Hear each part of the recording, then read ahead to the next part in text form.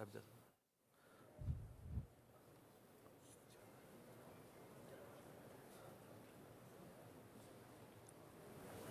أي واحد بيطلع.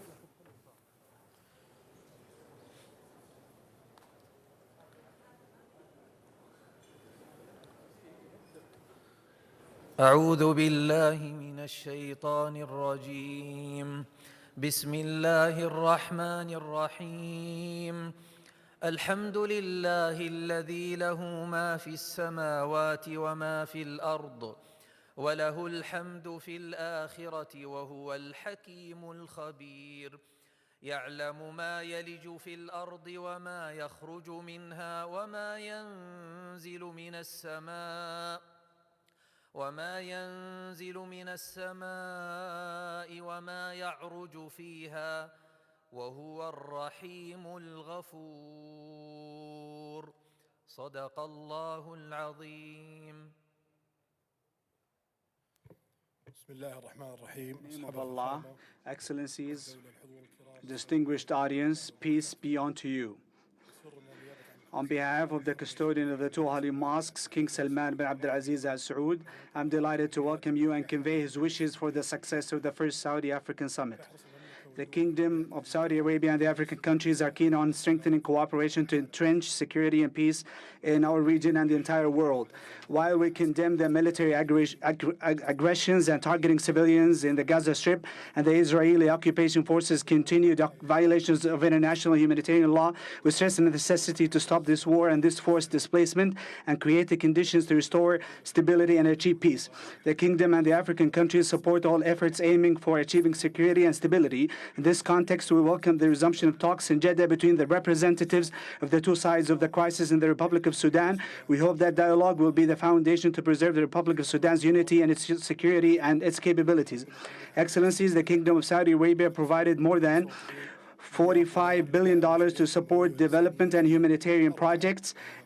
And in 54 African countries, also King Salman Humanitarian Aid and Relief Center provided more than $450 million in 46 African countries. In the Kingdom, we are determined to develop cooperation and partnership relations with African countries and enhance the fields of trade and integration. With this in mind, we are pleased to announce the launching of the development initiative of the custodian of the two holy mosques in Africa through the inauguration of development projects and programs with an amount that exceeds $1 billion for 10 years. We also look forward to injecting new Saudi investments in different sectors with an amount that exceeds $25 billion of financing and securing $10 billion of exports, as well as providing $5 billion as additional development funding for Africa till 2030. The Kingdom will also increase the number of its embassies to more than 40. The Kingdom of Saudi Arabia was one of the first countries to provide its support for the African Union to have a permanent membership in the G20 out of its belief in the role of the African countries. The Kingdom was keen on supporting innovative solutions to treat the debts of the African countries through its G20 presidency in 2020. The Kingdom worked on launching the debt service suspension initiative for the low-income countries during the pandemic and the common framework for the debt treatment and its restructuring in a number of African countries. The Kingdom supports sustainable development, and it always emphasizes the rights of countries to develop their resources and capabilities. We renew our commitment to the security of energy supplies and sustainability while benefiting from all energy sources and developing clean fuels, technologies, solutions, and systems, as well as providing food to more than 750 million in Africa. We aim to host Expo 2030 in Riyadh to present an extraordinary and unprecedented edition in the history of this exhibition to contribute to a foresighted future for humanity. We look forward to your participation with the Kingdom to highlight the important role of Africa and showcase its human and natural resources, growth opportunities, and future potentials. We are confident that this summit will achieve, God willing, all of our aspirations for quality transformation in the fields of cooperation and partnership between the Kingdom and the African countries. Peace be with you. Now, I give the floor to His Excellency President of the Union of the Comoros, Azali Osmani, to deliver his speech.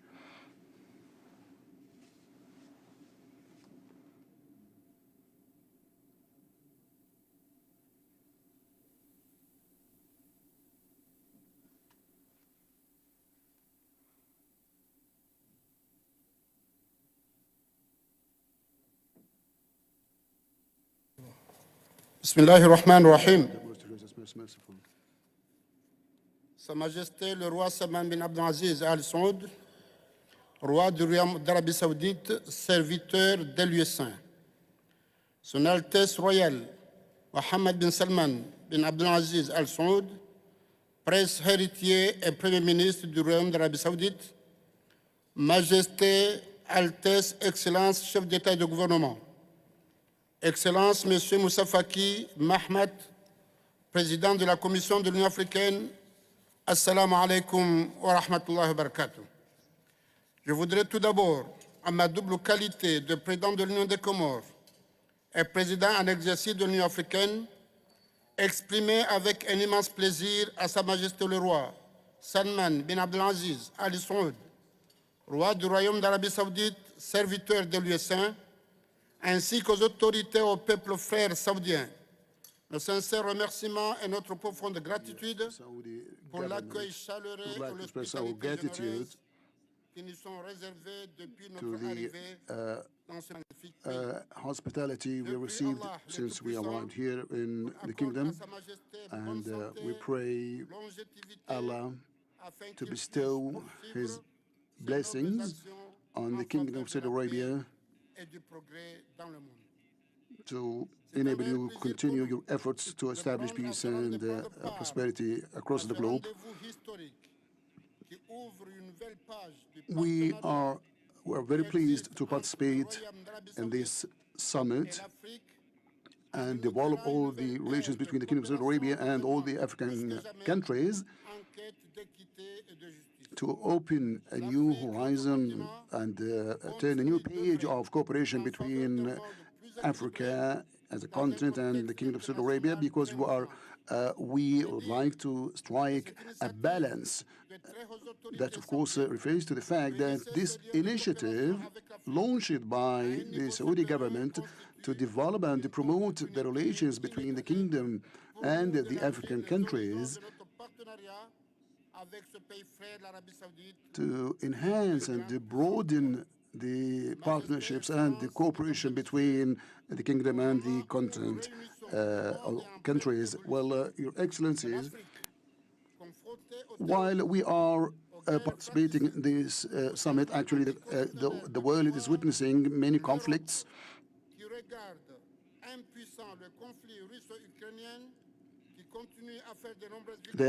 In Europe, actually, there's the Ukrainian-Russian conflict.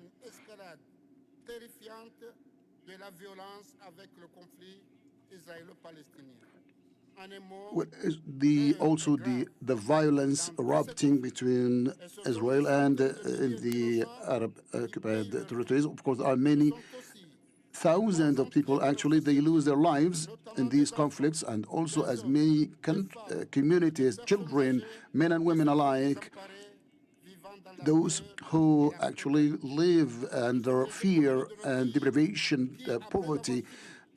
The economies of the countries that witnessed the COVID-19 food crisis, now they are enduring more critical situation. Also the peace and security that are facing many risks and dangers. And so we hope, of course, for prosperity and development for our countries in Africa and its partners. All of us, we have to work hand in hand to establish security and to restore peace and order. Ladies and gentlemen, security and development we are seeking actually will not be viable and possible in Africa without we live in peace and security. Well,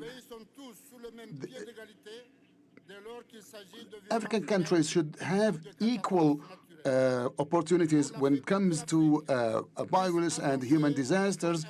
So in this way, Africa can actually lead a better life through our joint work that will lead good geopolitical relations.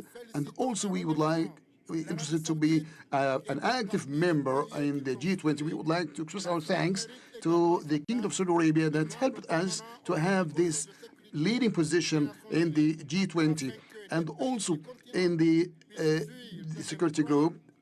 to enable us actually to live in peace and security. Well, due to the recent developments when it comes to climate change, the African countries will play a role in this respect. Well, I mean, the way the situation across the globe should take care of all the concerns of the African countries. Of course, we have different needs when it comes to technology, when it comes to investments and infrastructure. We should enjoy equal opportunities. We would like to take this opportunity to express our thanks to those who are working in the kingdom to promote the investments through cooperating with the rich countries, as well as the rest of the world countries. We in Africa, we applaud and commend these initiatives that will enable us to go ahead and look to have more investments in our countries. And I would like to express once again my thanks to the King of Saudi Arabia that is working in this initiative in collaboration with the African countries. I would like also to call upon all the parties concerned to enable us to boost the African Agenda 2063, and also all the African countries, as well as the Kingdom of Saudi Arabia, they have all the potential to create an environment that conducive to prosperity and development. The Kingdom of Saudi Arabia actually is able to make use of all this market, and also when Africa has technological potentials that can help contribute, build this partnership between the kingdom and the continent. I would like also to applaud all the good relations. Of course, also we have new countries, actually, like the kingdom having a new role in the international arena that will enable the kingdom to play a more pivotal role. Ladies and gentlemen, I would like to express my thanks and appreciation of the technology witnessed and the development witnessed in the Kingdom of Saudi Arabia. I am quite sure that this brother country that plays a mediation role in the world, and it has the ability to boost its relation with the African continent, listening to all the needs and give heed to all the needs of the African countries. That, of course, will reflect on the prosperity and security. And we together, we are going to work hand in hand with the kingdom to have this momentum when it comes to security and peace, having this strong partnership between the African countries and its partners, especially the Kingdom of Saudi Arabia. Thank you.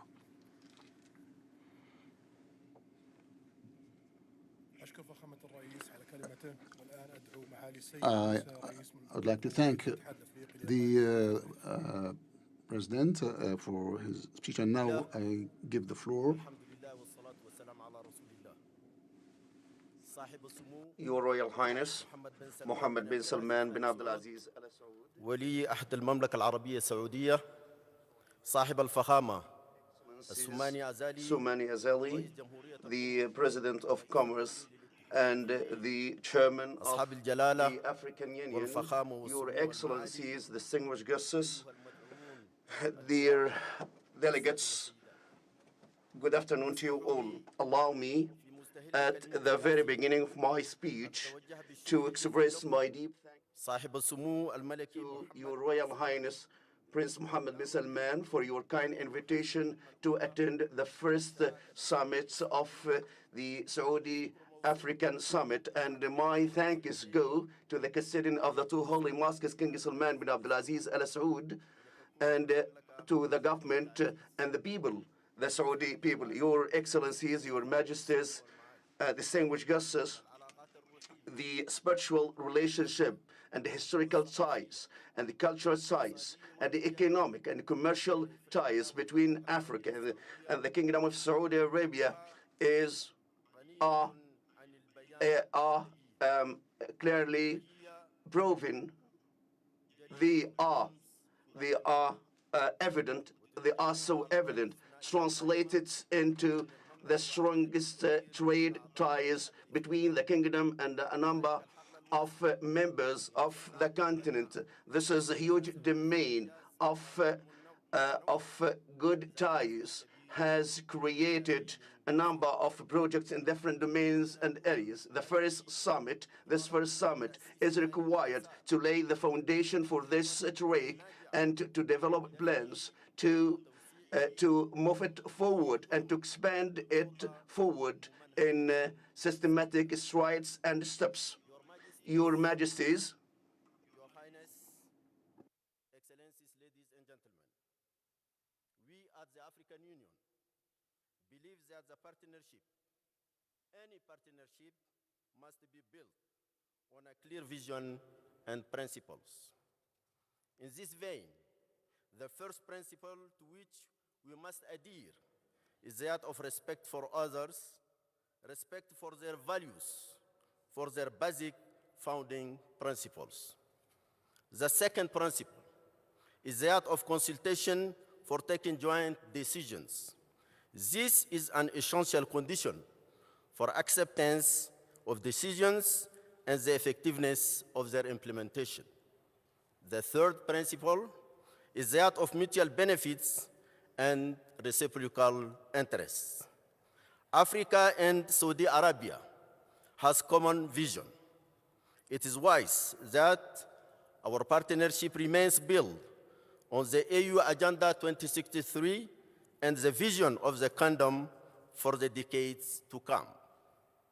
It is then desirable that our partnership be built on the strengthening of existing cooperation to develop and amplify them in conformity with a short, medium, and long-term strategic vision, particularly in economic and development areas.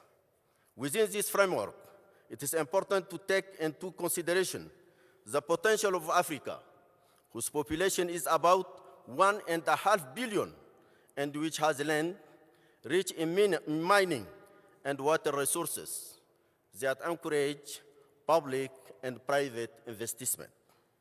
The areas of those of African priority, such as infrastructure, energy, agriculture and food security, new technologies, responses to deterioration of climate conditions, mobilization of financial resources for development, intensification of trade, building human capacities in a manner which is harmonious with the needs of hundreds of millions of youth and women in order to reduce unemployment and limit migration. In this regard, I'm happy to see that the Afro-Saudi Economic Conference held yesterday was able to conclude important and mutually beneficial deals for both Saudi and African interests. I should underscore the intimate link that is woven between development and peace. The issues of peace and security, particularly in Sudan, Somalia, Libya, the Sahel, eastern of DRC, Mozambique, and the fight against any recourse to violence for conflict resolution constitute the major concern of Africa and its friends around the world. I seize the opportunity here at this time to commend the effort of Saudi Arabia to sponsor with other partners the Jeddah process aimed at silencing the guns and opening horizon for political solution to the crisis ravaging the great Sudanese nation. أصحاب الجلالة والفخامة والسمو والمعالي. Your Majesty, the Palestinian cause is experiencing now the huge pressure and that we cannot fathom, and for the violence, flagrant violence, and dehumanization of the people against the international conscience and international laws that ensure the safety of innocent and their life and dignity, their customs and norms. We really recognize that the Palestinian cause is part of the peace and security for our world. We are required to put action plan, a very rapid and swift one, which embody the position of the Africa and the Saudi Arabia and the Arab state to ensure the right of the Palestinian people in peace, security, and the prosperity and the stability of the entire region. The negligence of the rights of the Palestinian people is the cause rose of the permanent violence and the open-ending circle of violence. No peace, no security, no prosperity without the implementation of the two-state solution coexisting peacefully together as per the international resolution and the League of Arab States, which necessitates good neighborhood and respecting the dignity. We call upon the practical action to cease fire for the destruction of Gaza and to open the floor for the political solution applying the principle of the two-state solution. I hope that we will be successful for this summit, and thank you all. I thank His Excellency the President of the Union of the Comoros now, and I give the floor to His Excellency Chair of the African Union Commission, to the President of the Republic of Djibouti. In the name of God, the most gracious, the most merciful, peace and blessings be upon Prophet Muhammad and his descendants. Your Excellency, the King, the custodian of the Holy Mosques, the King of Saudi Arabia, Salman bin Abdulaziz, His Royal Highness Crown Prince Mohammed bin Salman, Prime Minister of the Kingdom of Saudi Arabia, Your Excellencies, the head of the European Union, Your Excellencies, Your Highnesses, audience, peace be upon you all. I would like to first express my gratitude to the Kingdom of Saudi Arabia, its king, its country, and its people for hosting us so graciously and organizing the activities of this summit. Your Highnesses, Your Excellencies,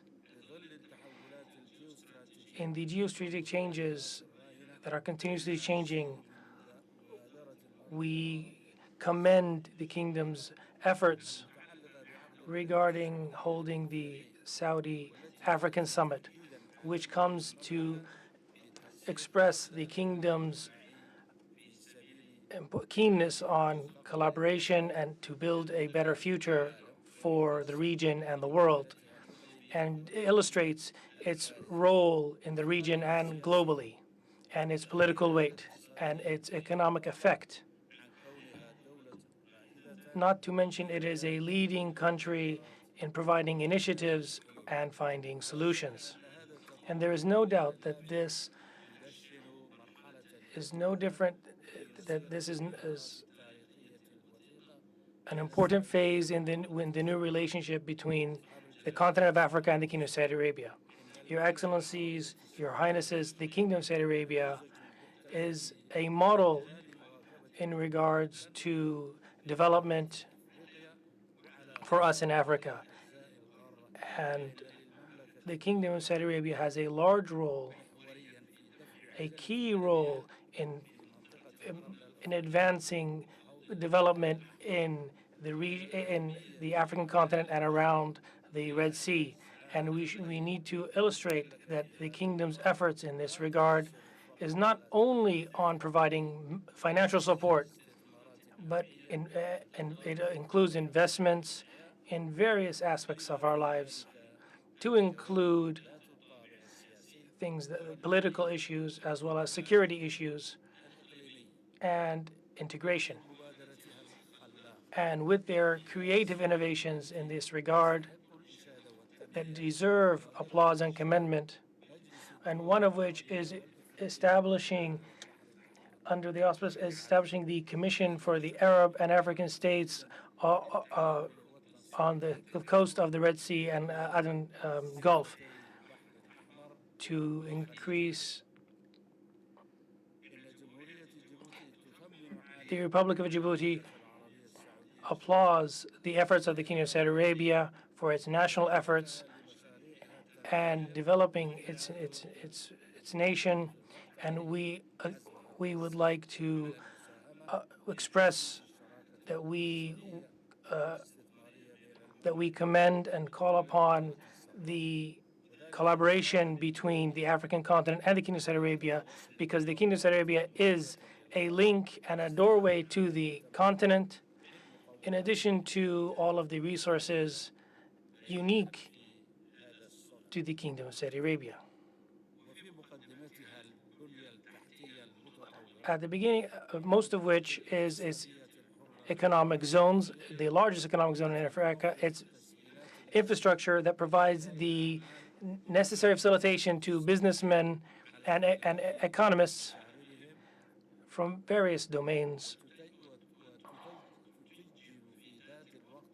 and at the same time provides opportunities to enhance the economic cooperation regionally and internationally. Your Excellencies, Your Highnesses, Gaza is living into a new era of suppression. There's 2.3 hostages under the occupation.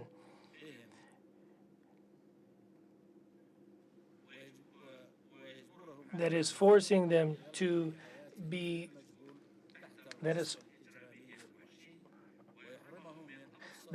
denying them their basic rights and forcing their displacement, and even denying them basic rights of communication, medicine, and water and electricity.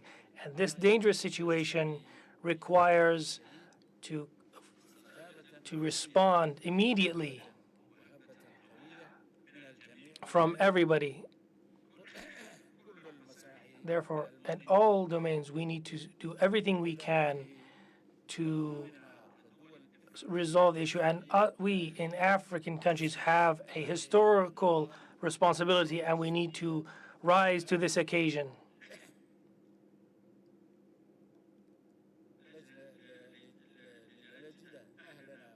To find for our families, for our brothers in Gaza,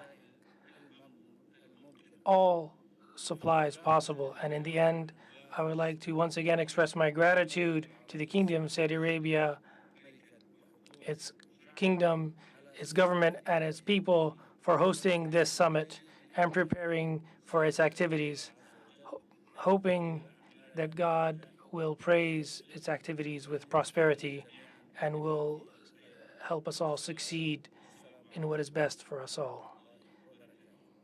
Peace upon you all. Well, I thank His President and now I give the floor to the President of Zambia, Hakindi Hichilema, to deliver his speech.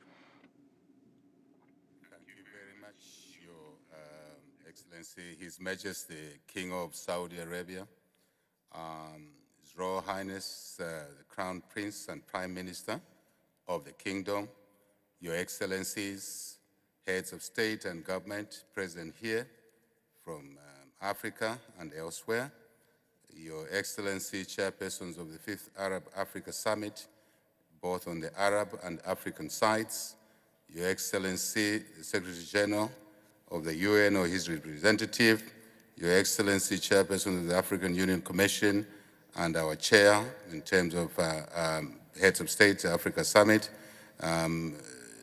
Your Excellency, Secretary General of the League of the Arab States, Your Excellency, High Representative of the European Union, if they're here, distinguished delegates, ladies and gentlemen, first to echo my colleagues, just to congratulate His Majesty the King and the Crown Prince, the government and the people of this Saudi Kingdom for this initiative of the Saudi African Summit.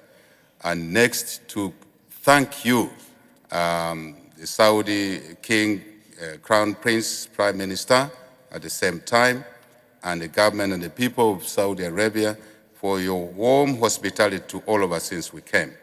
We also want to underscore the generosity of your kingdom through the leadership to many of the African countries over the years. Zambia in particular has had a long relationship, around 50 years, with the Saudi Kingdom, and we're grateful for the many areas of cooperation in health, in education, infrastructure, and in other areas. Our message today is really to say this initiative is good, it's long overdue, but more importantly, this initiative should focus on two focal areas, and we see that the content of our conversations are in line with what our thought processes are around this Africa-Saudi summit. Number one is that Africa is looking for partners. Africa has been coming for a long time. I think Africa is ready and ready to engage with partners such as yourselves, the Saudi Kingdom, with respect to growing our economies on the continent to support a youthful population. And this can only happen by fostering investments, trade, to improve the lives of our people. And in particular here, we are looking at relationships that would allow the immense African resource endowments. Individual countries, yes, but collectively as Africa, Africa has most, if not all, the resources that may be required to advance the welfare of humanity. Your Excellencies, the Crown Prince, it is true that Africa has the critical minerals for the future energy requirements, green energy, green economies. And we see that you are doing great work in developing green cities around here. So definitely our relationship will be much, much mutually beneficial than maybe is envisaged at the moment. Africa has the land, the agronomic conditions. With climate change, still we have the water that would enable us to produce enough food for ourselves and to contribute to the global food basket.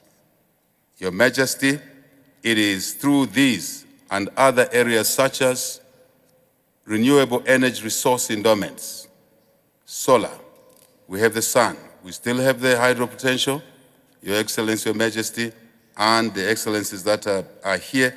What we now need is a partnership that will deliver in these resource endowment areas. And indeed, capital is important to this extent, Your Majesty, and the excellencies. Technology is also important, but these put together, Africa and its resource endowments, the capital that may come from here and elsewhere, of course within Africa, and the technological advancement should make it possible for us to realize a dream where all our peoples in this kingdom, obviously who are already much better, due to your hard work, ingenuity, and resource utilization, but also to Africa. And this will help us in many ways. Take care of our youthful population in terms of education, health, jobs, and also business opportunities. Ultimately, this will help better the lives of our people. Your Majesty, I would like us as Africans and individual countries, but collectively, I think others have spoken about it already, to commend the kingdom for its peace-making efforts in this region and outside, because we believe that the economic and social agenda cannot be realized where there's conflict everywhere. And instability, we've said, Your Majesty, anywhere is instability everywhere. We've seen the effects of war in Ukraine and Russia on Africa, imported inflation, the cost of living being pushed up, and cost of essential economic ingredients such as fuel, such as obviously fertilizers for us have been going up. And now the conflict in the Gaza-Israel situation is really, really unfortunate. And these need to be brought to some closure of some kind sooner rather than later. Your Excellency, Your Majesty, we appreciate the role of this kingdom in fostering peace in these conflict areas, and you have our full support. In conclusion, we like to see a more deeper relationship between the Saudi Kingdom and African countries for greater good, common good, for us, not just as governments, as leaders, but for our people. I thank you for your kind attention, and once more, most appreciated for this initiative. Thank you.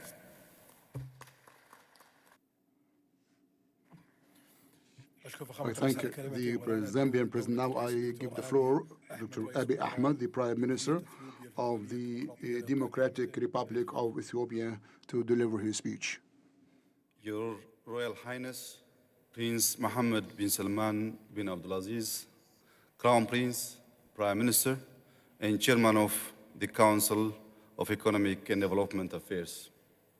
Excellencies, Heads of States and Governments, ladies and gentlemen, I wish to express my profound appreciation to His Royal Highness Prince Mohammed bin Salman bin Abdulaziz for convening the first ever Saudi Africa Summit and for the gracious hospitality extended to us since our arrival to the great city of Riyadh. This summit is a unique moment in the history of Saudi-Africa relations, offering an opportunity for all of us to reflect on our potential for cooperation anchored in Saudi Arabia's Vision 2030 and the African Union's Agenda 2063. I wish to recall our historic and spiritual ties rooted in a vibrant past in which Africa provided sanctuary and hospitality to the followers of Prophet Muhammad alayhi salatu wasalam. Ethiopia welcomed and protected the companions of the Prophet against injustice and persecution. Geographic proximity between the African continent and the Arabian Peninsula has also enabled these historic relations to flourish. While contact with the continent by way of Ethiopia is believed to have occurred before 1000 BC, archaeological evidence suggests the South Arabian influence and permanent settlement in northern Ethiopia during the second half of the first millennium BC. Our historic ties are deep and inspires collective hope for a more enduring relationship. Over the last several decades, the Kingdom's commitment to Africa's development has also found practical expression through Saudi Fund for Development and other financial institutions contributing to social and economic development. Efforts to the continent's development through investments in infrastructure, renewable energy, agriculture, health, and education is commendable.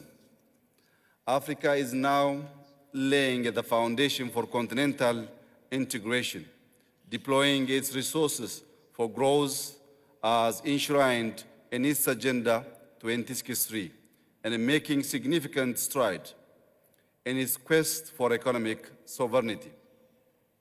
Through synergy with SaudiVision 2030, the hopes for Saudi-Africa cooperation, investment, trade, and mutual economic development are significant. Excellencies, global supply chain disruptions have undoubtedly had a grave effect on the African continent.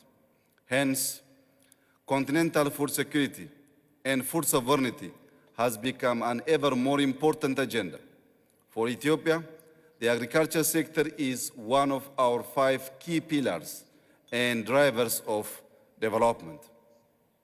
Through our national wheat initiative, we have increased yields by cultivating over 6 million hectares of land twice a year. A year ago, we also launched a massive undertaking to encourage both large and small-scale poultry, dairy, livestock farming, as well as urban agriculture through a national initiative we call Bounty of the Basket. We see synergy with Saudi Arabia's agricultural self-sufficiency aspirations and propose to deepen cooperation on food security and food sovereignty by challenging our respective potentials and strengths. Hence, allocating more resources, capital and investments in pursuit of transforming the agriculture sector in Africa, encouraging Saudi enterprises to participate in agriculture investments and cooperation in agro-processing and agribusinesses programs will be mutually beneficial. Another area of commonality on which to build upon it in the Middle East Green Initiative regional effort led by Saudi Arabia and Ethiopia's Green Legacy Initiative that is going regional through green diplomacy efforts.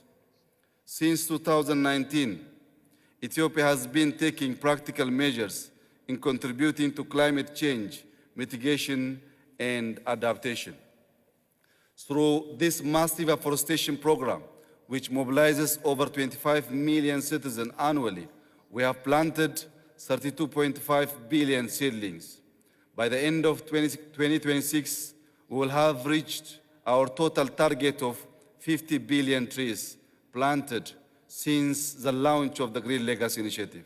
The impact could be equated to removing 64 million gasoline-powered cars from the roads for a whole year. In alignment with the Middle East Green Initiative, our Green Legacy Initiative will have far-reaching and positive generational consequences. We must therefore accelerate cooperation on green development, enhancing the synergy of our green development initiatives. Excellencies, there is great complementarity in our development aspirations as adopted continentally in African Union's Agenda 2063, in the UN Sustainable Development Goals, and in Saudi's Vision 2030. We must look into deepening cooperation, placing development financing high on the agenda of Saudi-Africa cooperation, so as to seize the opportunity presented in these visions for economic advancement. We should also give primacy to the world's largest free trade area in the continent to expand economic and trade cooperation, explore new areas of cooperation, and reach the strategic interests of Saudi-Africa relations. In conclusion, I would like to affirm that Ethiopia is fully committed to work with Saudi Arabia in close collaboration for the mutual development of our two countries and for the strengthening of Saudi-Africa relations. I thank you. Shukran jazilan.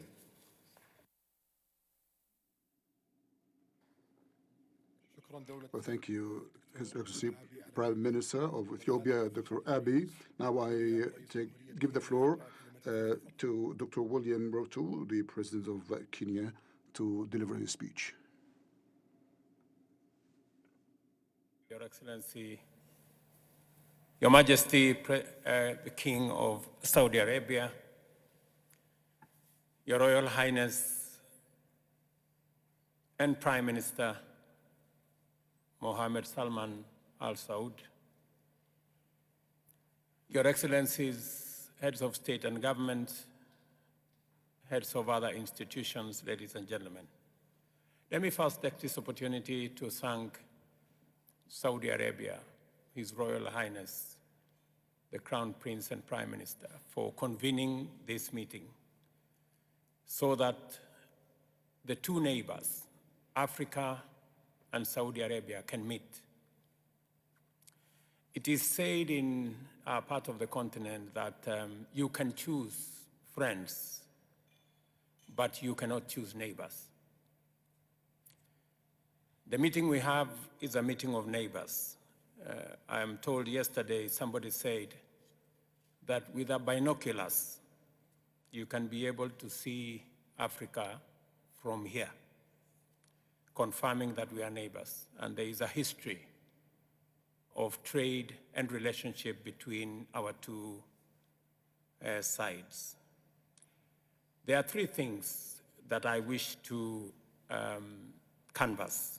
Number one, that give us both competitive and comparative advantage, and to contextualize the relationship that can be forged out of this meeting. Number one, between Saudi and Africa, we have the energy of the present and the energy of the future. The energy of the present, Saudi Arabia has tremendous resources of fossil fuels, maybe almost 20%. For the energy, renewable energy of the future, Africa has 40% of wind, solar, hydro, geothermal, renewable energy.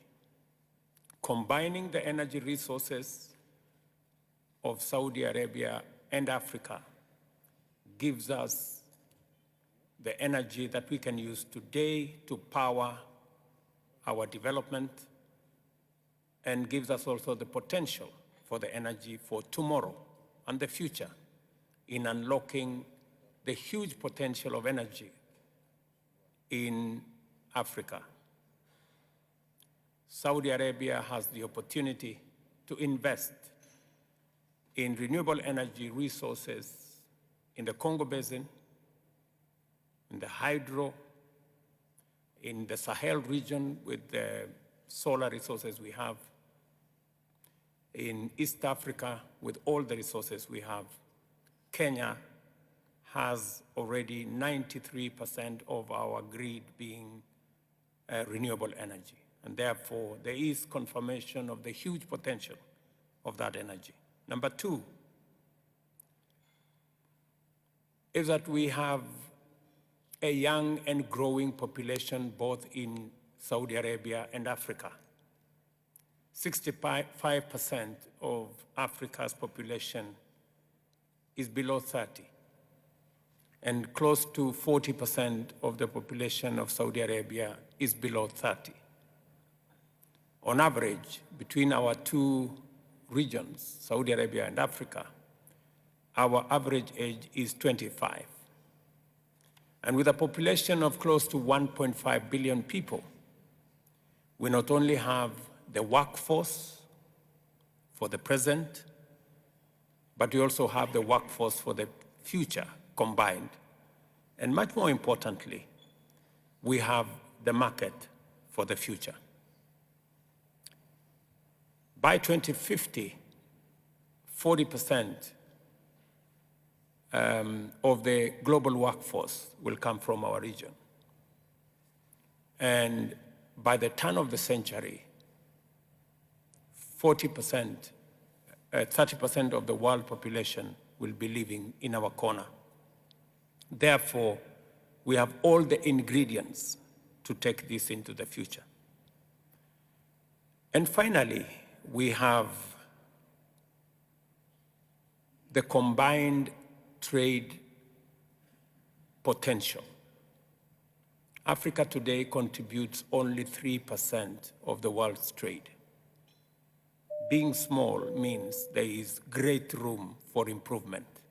And therefore, between Saudi Arabia and Africa, we can unlock huge potential of trade, enormous opportunity for investment, and with the capital resources in Saudi Arabia and natural resources in our continent, we can not only power the engines of green manufacturing, green industrialization, and use the opportunity that exists not only to create jobs for the millions of young people in our continent, but to create green products, whether it is food and food products from our millions of acres in our region, but also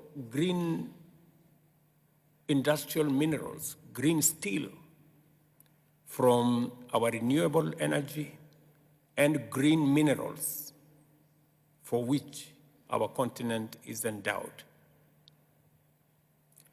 Already Saudi Arabia is doing a lot in assisting in the finance of our continent. They support the World Bank, they support the IMF. I think that support can also go to African Development Bank, Trade Development Bank, AFC, East African Development Bank, and all the other institutions that support African growth. My request to the Saudi friends is to support these African institutions so that they can support our own economies. And with what we have done in our continent, consolidating the African market of 1.3 billion people into one market under the Africa Continental Free Trade Area, we should be able to unlock the tremendous potential that exists. And therefore, this meeting becomes significant in that it not only addresses the present, but it also gives us opportunity to unlock the potential of the future. And therefore, this meeting is timely, and congratulations for convening so that we can unlock the tremendous potential that exists between our partnership.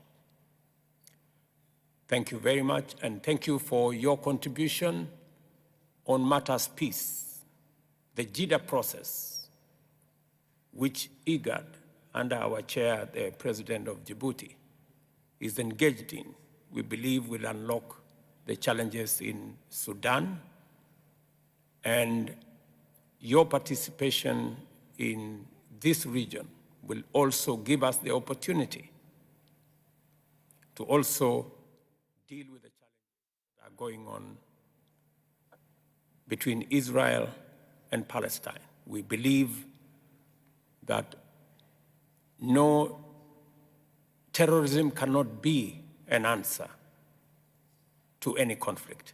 Neither is occupation.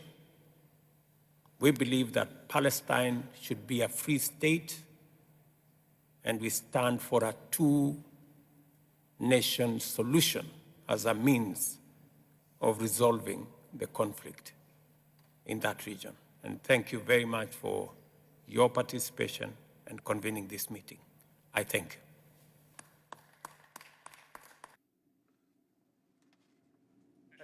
We thank the President of Kenya for his speech.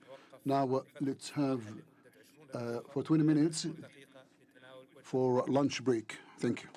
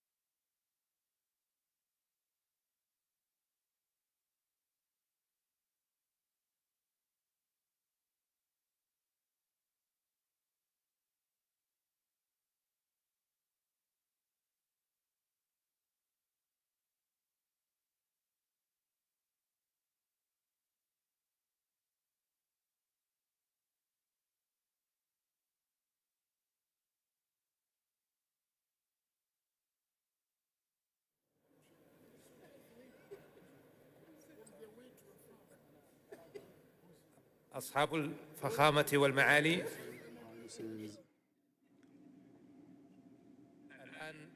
Now, let's resume the proceedings of this session. Now, it's the general discussion session.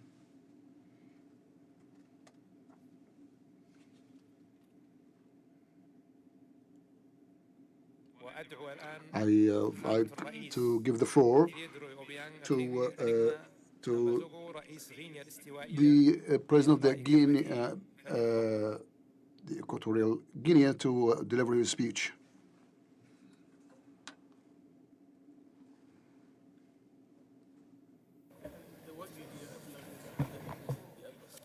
Muchas gracias, señor presidente de la Cumbre Saudí Africana.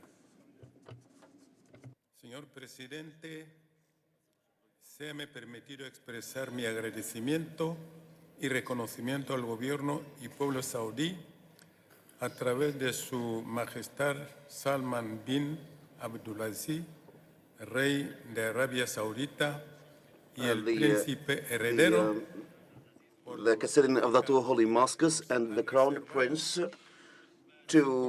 for their hospitality and warm welcome, and this kind of hospitality since we arrived to Riyadh city. And I would like to express my deep thanks and gratitude for convening this summit, the first Saudi African summit, which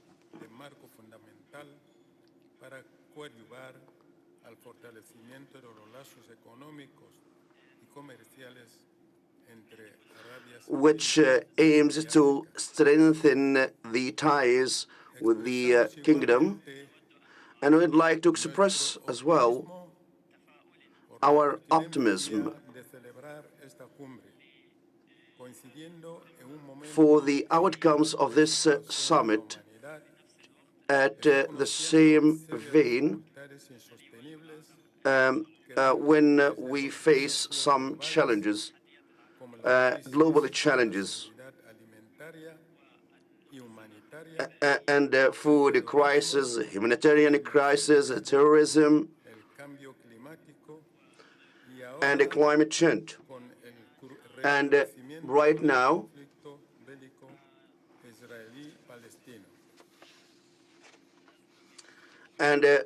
for the Israeli and Gaza crisis, such situations are conducive to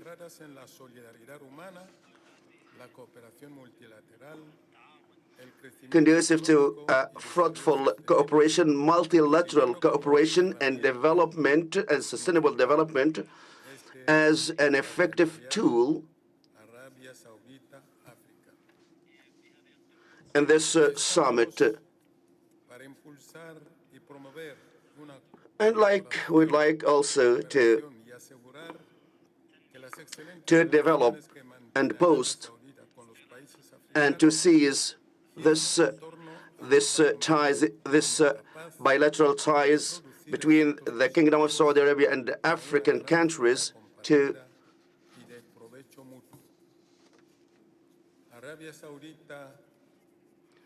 the Kingdom of Saudi Arabia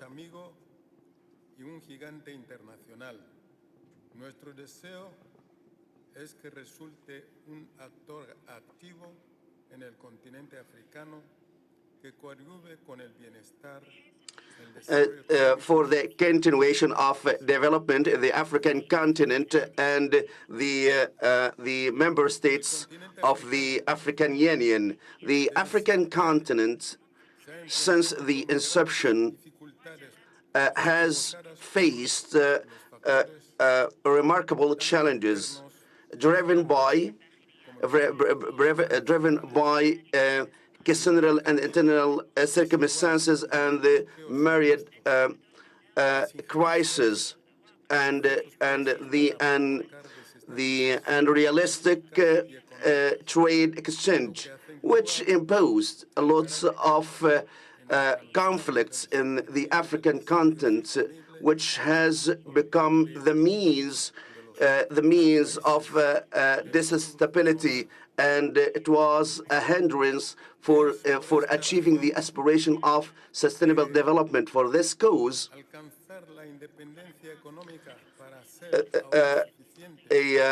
having economic independence, to be economically independent, this is the noble goal of the African countries. Through the multilateral economic ties, we can face the challenges, foreign challenges, which have a negative impact on our people, such as migration and the forced displacement because of the lack of job opportunities for our young people. In this context, we would like to call upon, in the framework of this partnership between Kingdom of Saudi Arabia and the African countries, just to harness our efforts to provide this continent with what is required to in the area of technology and improving education in our across the kingdom, and to activate job markets and upskilling the workforce in this world in which the telecommunication and connectivity is the key foundation. So this should be the key foundation and the key framework to encourage collective action and efforts, and to enhance the ties between the Kingdom of Saudi Arabia and the African countries, because no need from one side support, but we need to have this mutual support and foster a partnership which will pay off for the mutual benefits of both parties. So the foreign policy which exerted by the Kingdom of Saudi Arabia to work with the partners without any hindrance and challenges is the main basis for success and the fruitful partnership. The geographical proximity necessitates this kind of cooperation, and just to get this robust partnership, which can help us create a healthy environment which reflects our mutual interest and shared interest. We share the same vision, and we provide wide-ranging opportunities in an atmosphere of security and stability, and we are in desperate need to enhance and boost our national economy. In this case, the Kingdom of Saudi Arabia can play a pivotal role in this regard. So I highly appreciate to invite and encourage the private sector to be our partners in Guinea. And I firmly believe that the advantages and the benefits that provided in the framework of this summit will have some sort of a mechanism for a transparent and accessible mechanism to ensure strong partnership, which will drive the economic development of our country. And I hope this is the very beginning of partnership between the Kingdom of Saudi Arabia and the African countries. Thank you. Well, I thank His Excellency the President of Equatorial Guinea. And now I give the floor the President of Central African Republic, Faustin Touadéra, to deliver his speech. Votre Excellence, Votre Majesté, Vos Altesses Royales, Excellences, Mesdames et Messieurs, Your Excellencies, nom de la République centrafricaine, à l'occasion de ce premier sommet Arabie Saoudite. this is the first Saudi African summit opening today in Riyadh, the Saudi capital of Riyadh. Will allow me first to extend my thanks and gratitude and congratulate the custodian of the Holy Mosque, King Salman bin Abdulaziz, and the Crown Prince, His Royal Highness, Prince Mohammed bin Salman bin Abdulaziz, Crown Prince, Prime Minister, for this excellent organization of this summit, which actually gives us an opportunity to work together for the common interest for both, the nations in Saudi Arabia and in Africa, and also to open all fields, political and economic arenas. I would like also to extend my thanks to the Kingdom of Saudi Arabia for this warm hospitality for me and for the accompanying delegation, something actually we felt since we dropped here. This summit gives me an ample opportunity to express our gratitude to the King of Saudi Arabia for the continuous support for the Saudi Development Fund in supporting the economic projects in our country. This summit is held within the framework of a complicated situation across the globe, where are so many tensions that actually raise many concerns and fear. Our Republic, Central African Republic, actually, we are very interested to adhere to the principles of the United Nations to have a lasting and fair and just solution for the conflicts in the world. Actually, these conflicts actually threaten the international peace and security. Also, we would like to take this opportunity for economic development. Our country actually would like to take this opportunity to promote investment with the Kingdom of Saudi Arabia and push investments in the natural resources in our country. I guess that this partnership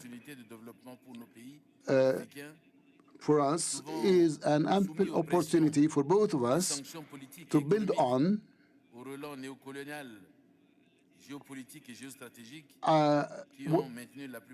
well, actually, our country has been under occupation for a long time now. This situation, of course, led to some instability and poverty in our country for a long time, Your Excellencies, Your Highnesses.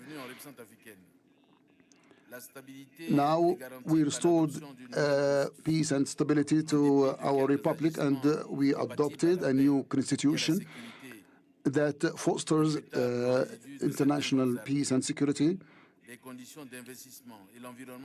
and also promotes the opportunities of investment and business that improved remarkably in our country. We are quite keen on having cooperation with all countries interested to support this cooperation, actually provided that this cooperation will be based on principles of equality and mutual respect and the sovereignty of the Central African Republic. Well, with the horizons of economic cooperation, actually, it's very inclusive. We believe that the results of this summit will be very effective in building a complete partnership with us with regard to sustainable development for both countries, the Kingdom of Saudi Arabia and also for our republic. Thank you so much. Now, I give the floor to the President of Zimbabwe, Emerson Mnangagwa, to deliver his speech.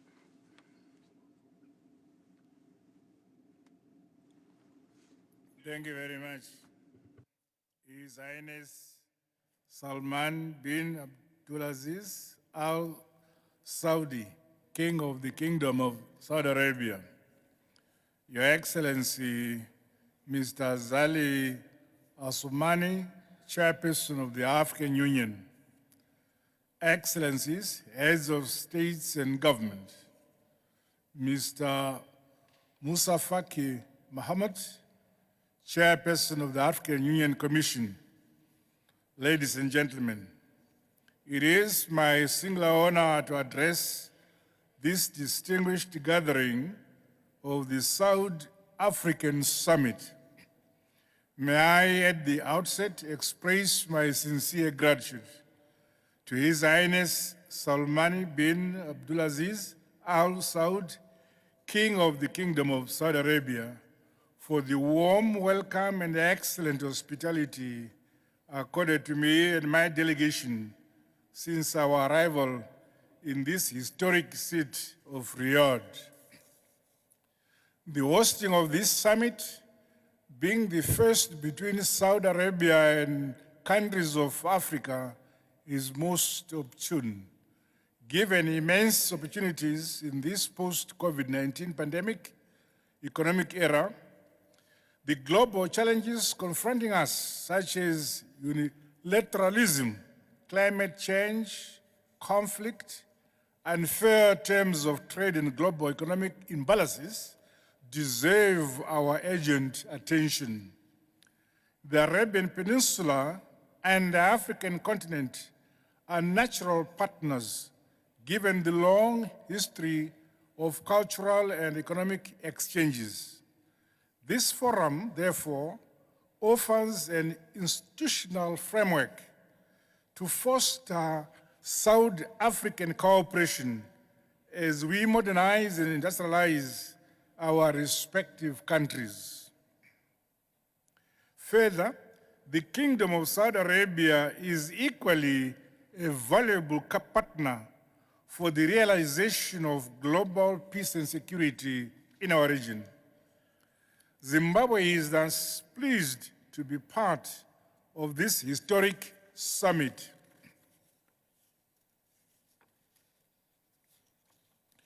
Similarly, Zimbabwe is gravely concerned with the tragic events unfolding in Gaza, in violation of international humanitarian law. We reiterate our calls for the revival of the political process towards lasting peace in that region. May I conclude by warmly congratulating Your Highness and the Kingdom of Saudi Arabia for hosting this critical summit between Africa and Saudi Arabia. I thank you. Shukran.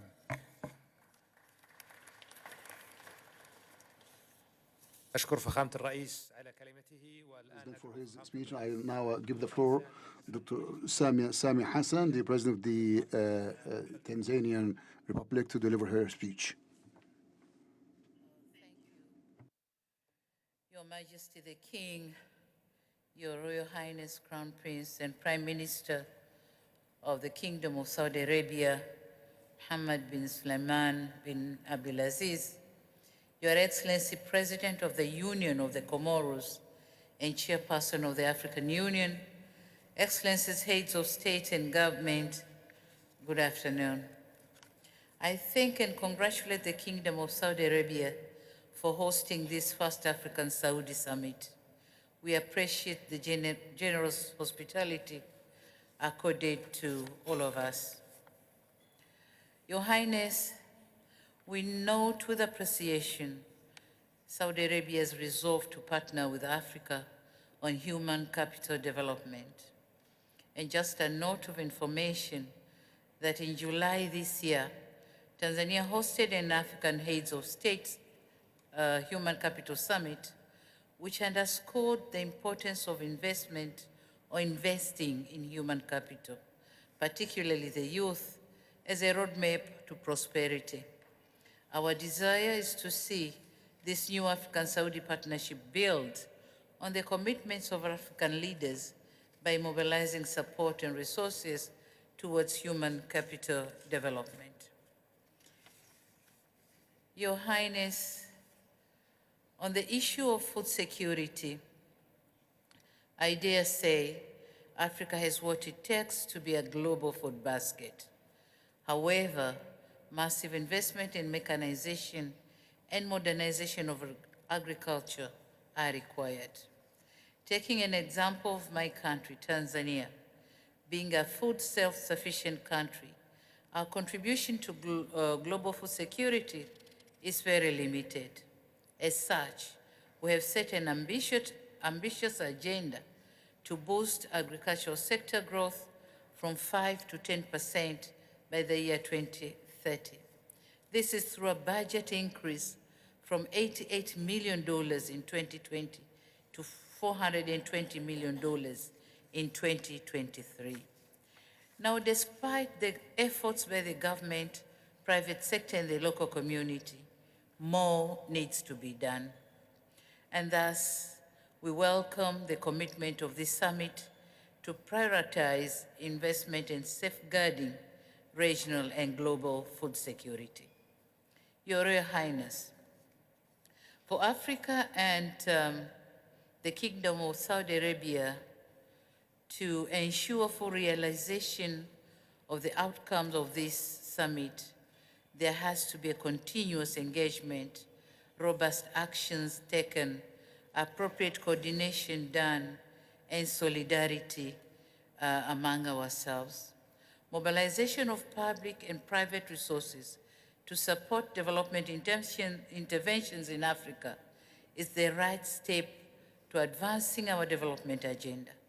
It is in this light that we welcome and appreciate the pledges and commitments made by the Kingdom of Saudi Arabia to enhance trade and investment within Africa and Saudi Arabia.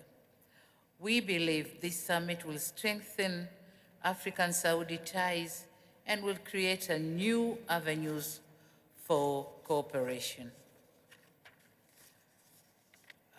Lastly, Your Highness, we pray for the peace and prosperity of both the Kingdom of Saudi Arabia and African countries and the peoples. I thank you very much for your kind attention.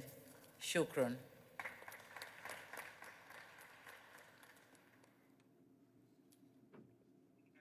Thank you, the President Hassan, for her speech. Now I give the floor President Bola Ahmed, the President of Nigeria, to deliver his speech. Your Royal Highness, the Crown Prince and Prime Minister Mohammed bin Salman bin Abdulaziz, Your Excellencies and Royal Highnesses, Honorable Ministers, distinguished delegates, ladies and gentlemen.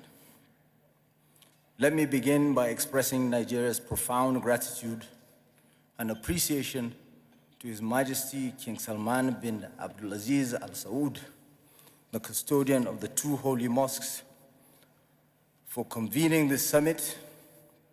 It is timely, and we thank him and the Kingdom of Saudi Arabia for the warm welcome and hospitality.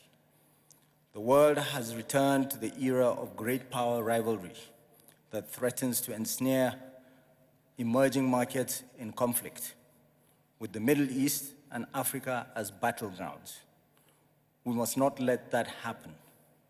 Saudi Arabia has always been tethered to the African continent and was even a part of it before plate tectonics shifted the Arabian Peninsula.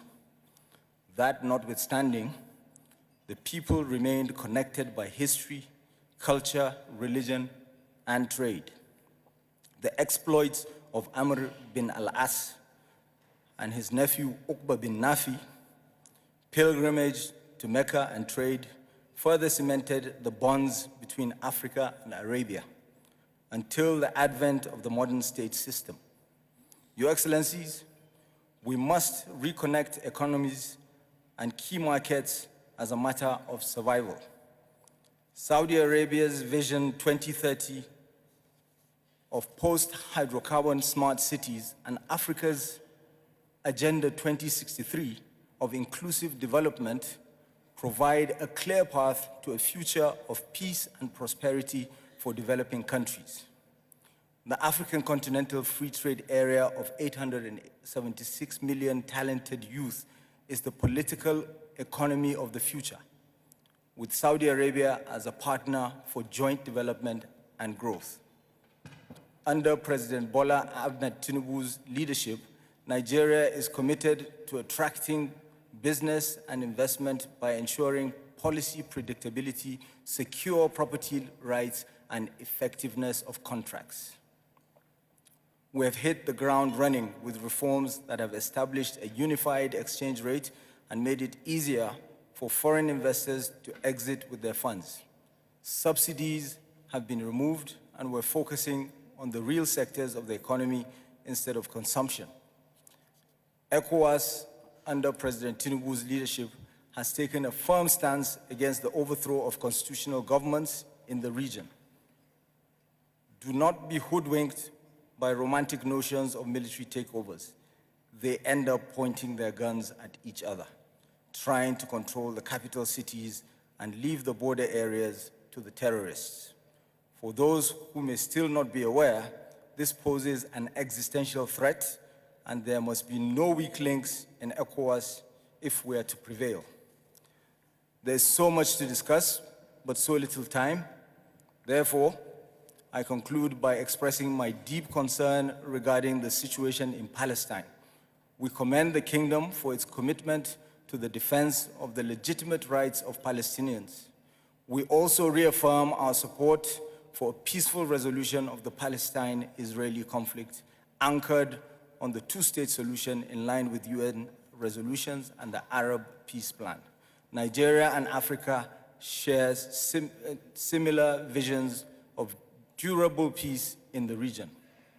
Nigeria commends Saudi Arabia's efforts towards securing the permanent membership of the AU, of the African Union, in the G20.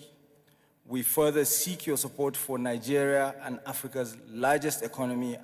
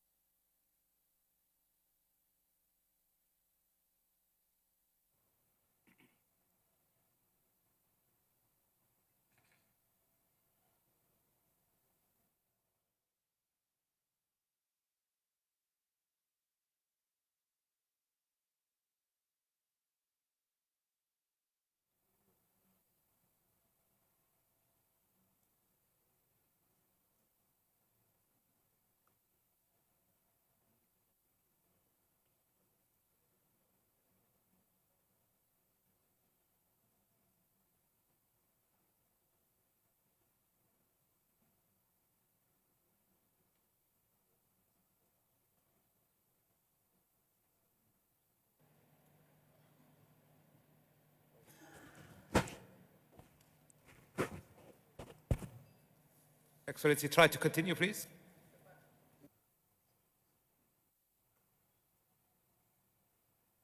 Well, it's done anyway.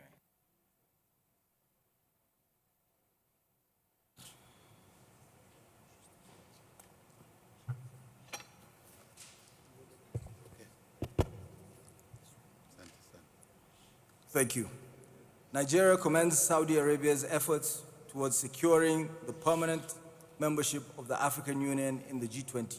We further seek your support for Nigeria as Africa's largest economy and most populous country to become a member of the G20 as it deserves to be. I thank you all.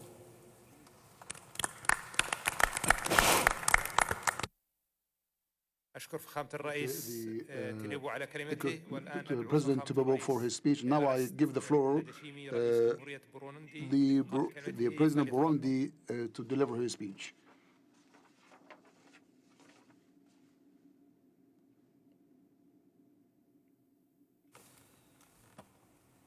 Votre Majesté, roi de l'Arabie Saoudite, serviteur de Dieu, Sainte Mosquée, صاحب جلالة الحرمين الشريفين الملك سلمان بن عبد العزيز وصاحب السمو الملكي Monsieur le Président de l'Union africaine et Président des Comores, Excellences, Mesdames, Messieurs les chefs d'État et de gouvernement, Prime Mesdames, Minister Messieurs les Mohammed bin représentants Salman, des organisations the head internationales of et the régionales, African Union, Mesdames, Your Messieurs, tout protocole Excellencies, observé. Avant tout propos, rendons grâce au Dieu ladies and Tout-Puissant gentlemen, qui, par sa beauté et sa miséricorde, we thank nous a God permis de nous réunir ici en terre saoudienne. Que sa for this opportunity, présence and we thank the demeure Kingdom of avec Saudi nous Arabia durant for notre providing us this temps, opportunity to notre meet at séjour this summit, dans son beau and pays. we hope C'est un grand that our honneur efforts will be et un successful immense plaisir pour moi in our agenda. d'exprimer ma gratitude Please au nom allow du me to gouvernement du express Burundi my et à gratitude mon groupe pour l'accueil chaleureux et on l'hospitalité the name, in the name of réservée Burundi à moi-même et à la for délégation providing me this opportunity and your warm hospitality. à cette merveille We thank you all de Riyad. for your warm hospitality. We thank you for providing us this opportunity to come to Riyadh, Les sincères salutations du peuple burundais and your au actions peuple have frère provided saoudien, us deux peuples cordialement attachés l'un à l'autre many depuis opportunities to de the longues années citizens of et qui Burundi, partagent les valeurs qui and we n'aspirent have similar qu'au values développement in inclusif common et à la for safety, security, and civilisation. stability between Permettez-moi de cultures and saluer nations. l'excellente organisation Also, de please ce allow me to Arabie Saoudite Afrique commend qui this témoigne meeting here in the éloquemment Kingdom of Saudi de votre Arabia attachement that au continent expresses africain.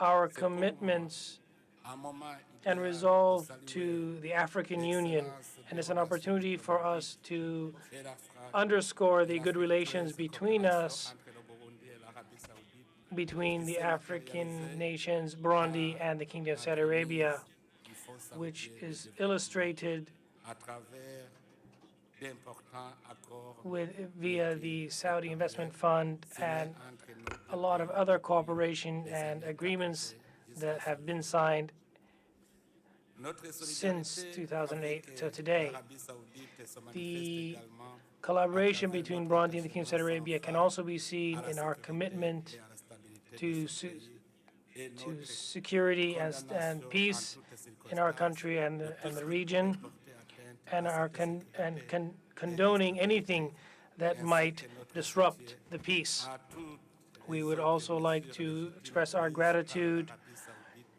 pour garantir regarding la all of the protection efforts de the Kingdom of son Saudi Arabia territoire undertakes to de guarantee ses the de safety and ses security citoyens of our conformément aux borders principes de and la our Charte des nation Nations Unies, aux instruments juridiques in et line with the pertinents principles of the et aux United valeurs Nations du peuple saoudien. and Votre Majesté, après quelques années de international turbulence cooperation.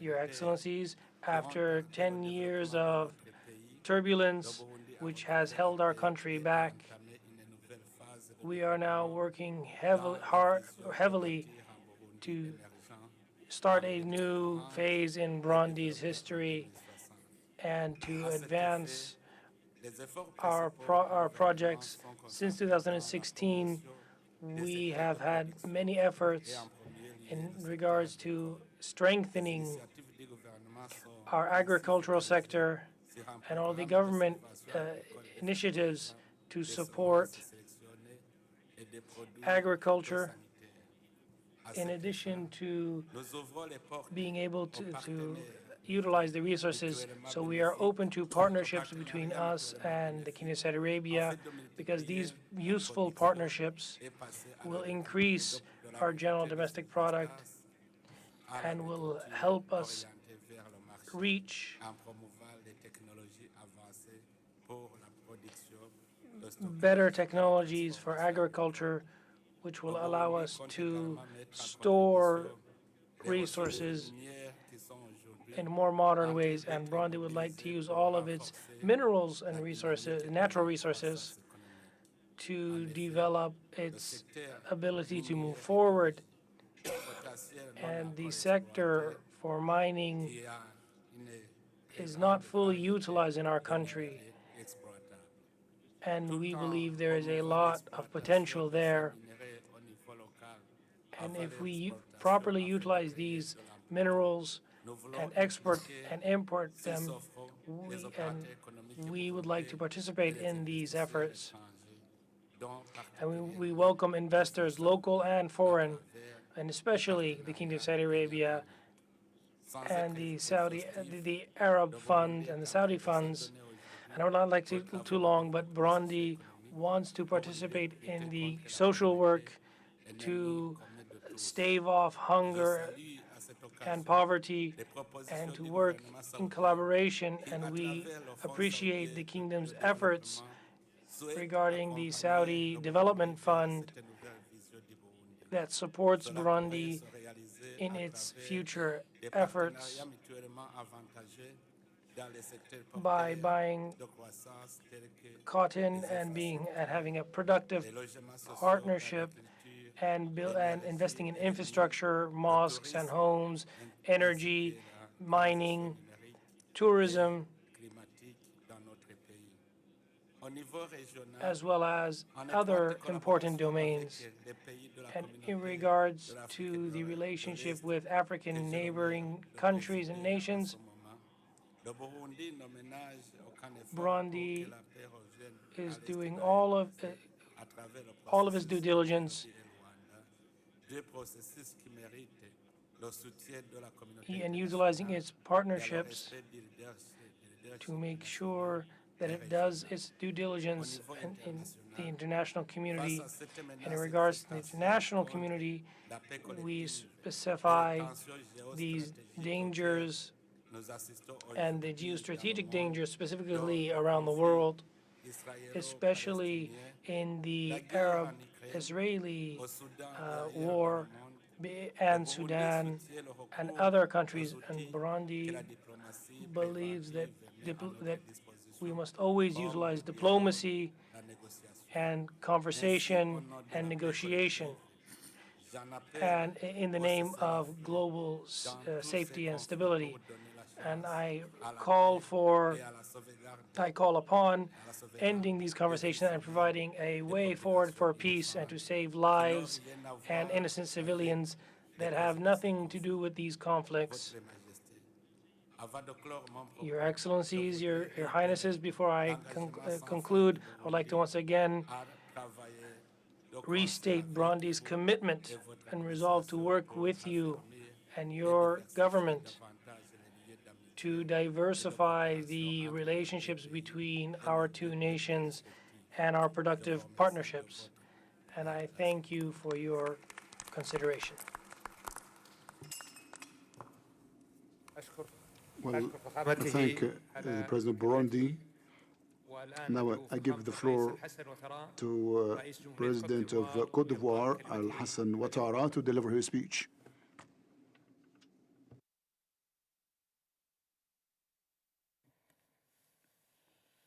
Sa Majesté le Roi Salman Ben Abdulaziz Al Saud, His Majesty, the Custodian of the two Holy Mosques, King Salman bin Abdulaziz, Your Royal Highness Crown Prince Mohammed bin Salman bin Abdulaziz Al Saud,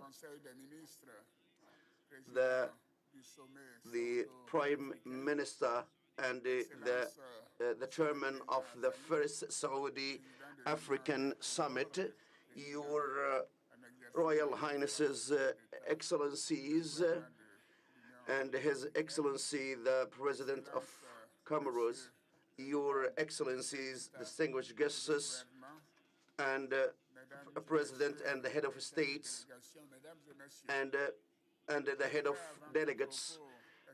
Ladies and gentlemen, I would like to express my deep gratitude to the custodian of the two holy mosques, King Salman bin Abdulaziz Al Saud, and His Royal Highness Crown Prince, the Prime Minister, and to the Saudi people for warm hospitality and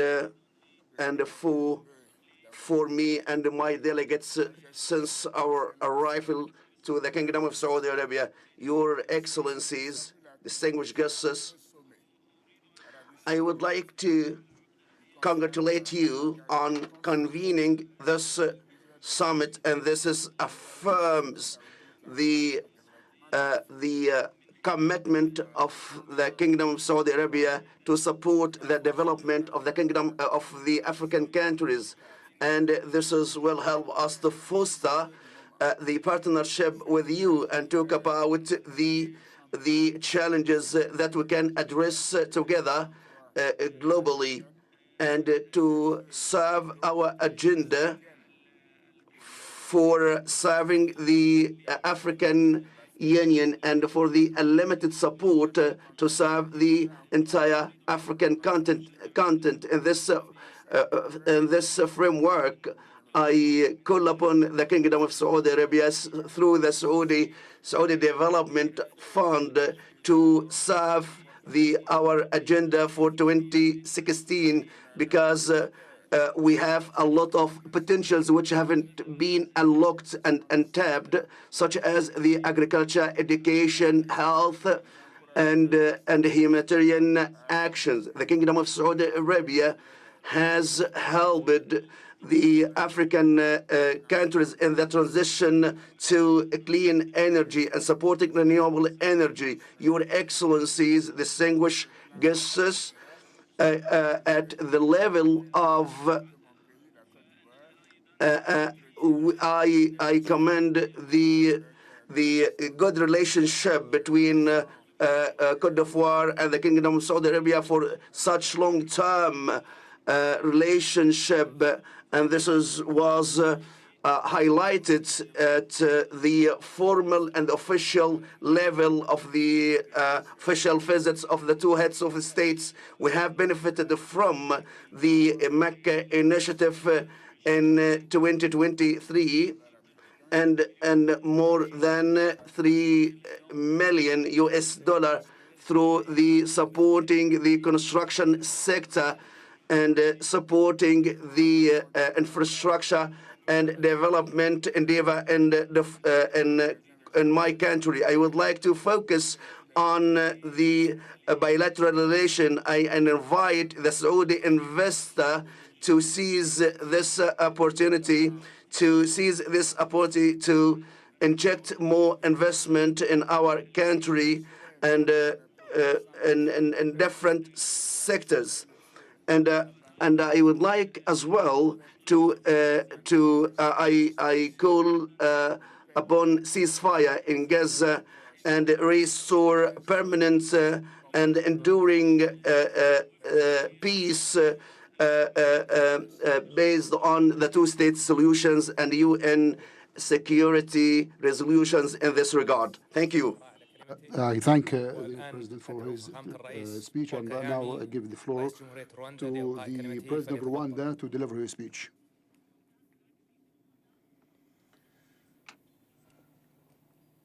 His Majesty King Salman bin Abdulaziz Al Saud, His Royal Highness Mohammed bin Salman Al Saud, Crown Prince and Prime Minister of the Kingdom of Saudi Arabia, Excellencies, Heads of State and Government, Chair of African Union and Chair of African Union Commission, distinguished ladies and gentlemen. I wish to thank His Royal Highness and the Kingdom of Saudi Arabia for organizing the inaugural South Africa Summit and inviting us today.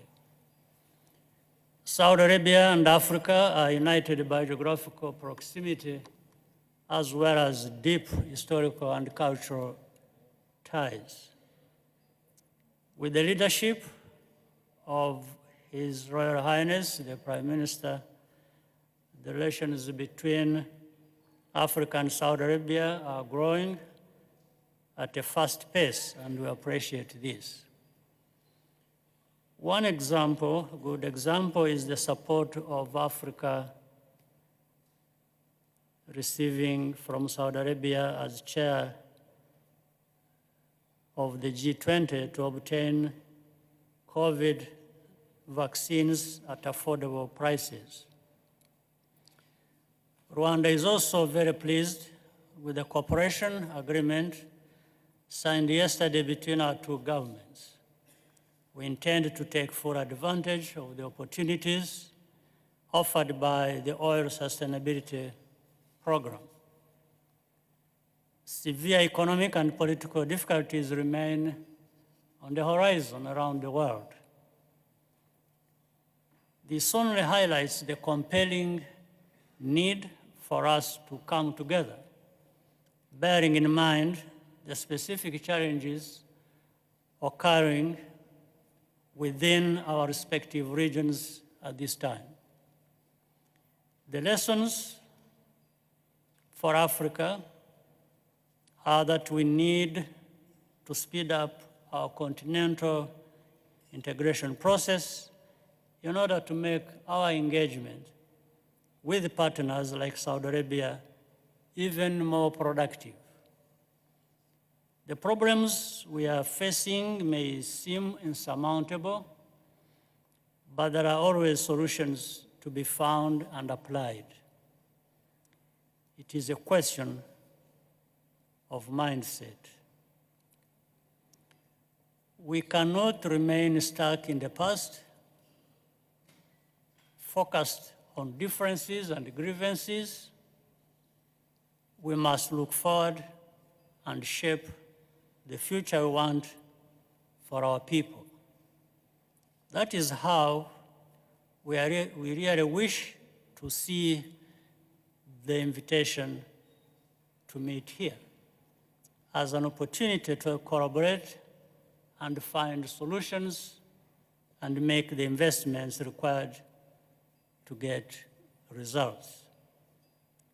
This time is not on our side, but together we are much stronger.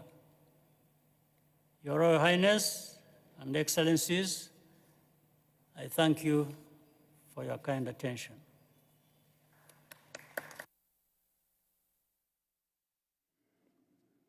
I thank President Kagame. Now I invite and give the floor to the President of Guinea-Bissau, General Sissau Embolo. Majestade, Sua Alteza, Assoumani Azali, Presidente em exercício da União Africana, Excelências, Senhores Chefes de Estado e do Governo, Senhor Presidente da Comissão da União Africana, Moussa Faki, ilustres participantes e convidados, minhas senhoras Ladies and gentlemen, e meus senhores, permitam-me felicitar a Sua Majestade. Allow me first to congratulate the custodian of the Holy Mosques, King Salman bin Abdulaziz, for convening the first summit, Saudi African Summit, held here in Riyadh, Saudi Arabia, and for inviting all the heads of states in the African continent. This summit is held in the leading country, Saudi Arabia, which of course gives due attention to the issues or the cause in the Middle East, and also for the issues related to the African continent. And it's a good channel, of course, for the interaction and communication between countries, especially for those countries who share same interest also in dealing with the conflicts. Well, I know that Saudi Arabia is heading to achieve, of course, political and economic results. We are quite grateful for supporting and enhancing these ties between the kingdom and the African continent. There are many mutual ties and relations between the Islamic and African countries with the kingdom that we are opening our embassy in Riyadh in 2021. We are right on track to have this diplomatic openness, and improving our diplomatic status that will depend on the relations between the two countries. Also, there are many visits made by officials from the two countries to explore the new venues and avenues of cooperation, and also the Saudi Development Fund invested in many projects in our country. Your Highness, Prince Mohammed bin Salman, the world is witnessing these days a number of disputes, especially when it comes to enhancing the stability and peace among countries and nations. It is quite inevitable and necessary to avoid all the calamities of war inflicted to children and innocent people. We in Africa are working to reach peaceful solutions for the Palestinian cause and also for other people within the framework of peaceful and just solutions for the Palestinian people. We actually are grateful to the Kingdom of Saudi Arabia for all that it provides in terms of investments, in terms of boost and support to our country. In conclusion, well, actually, this presence of all these heads of state and leaders in the kingdom is an indicative of our appreciation of the leading role played by the kingdom and its stance, its position in fighting poverty and the poor conditions in the African continent.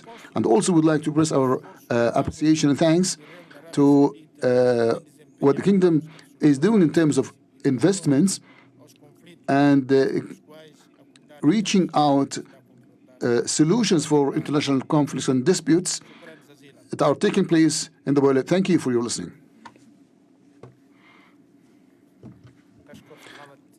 I thank the President for his speech. Now I give the floor the President of Seychelles to deliver his speech. Thank you very much. Mr. Chairman, Your Royal Highness, Prince Mohammed bin Salman Al Saud, Crown Prince of Saudi Arabia and Prime Minister, Highnesses, Heads of State and Government, Chairperson of the African Union, Ministers, Excellencies, distinguished guests, ladies and gentlemen. I wish first and foremost to commend His Majesty Salman bin Abdulaziz Al Saud, the custodian of the two holy mosques, and His Royal Highness, the Crown Prince of the Kingdom of Saudi Arabia, for organizing the first Saudi-Africa Summit. This summit, under the theme of productive partnership, signifies a pivotal shift in the Africa-Saudi partnership. Hence, as leaders, let us embrace this opportunity, engage in meaningful dialogue, and address specific issues to reinforce the vital connections between our nations.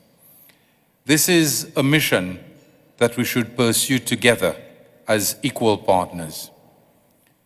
The Kingdom of Saudi Arabia is a strong and trusted partner on which African countries can rely on for the shaping of our respective national industries and in embracing the investment climate by exploring together various areas of cooperation. Some of the most promising avenues for the Saudi-Africa partnership are: 1, the Africa Continental Free Trade Agreement, an area that presents a unique opportunity to strengthen intra-African trade, advancing Africa's participation in global trade, as well as contributing to poverty alleviation.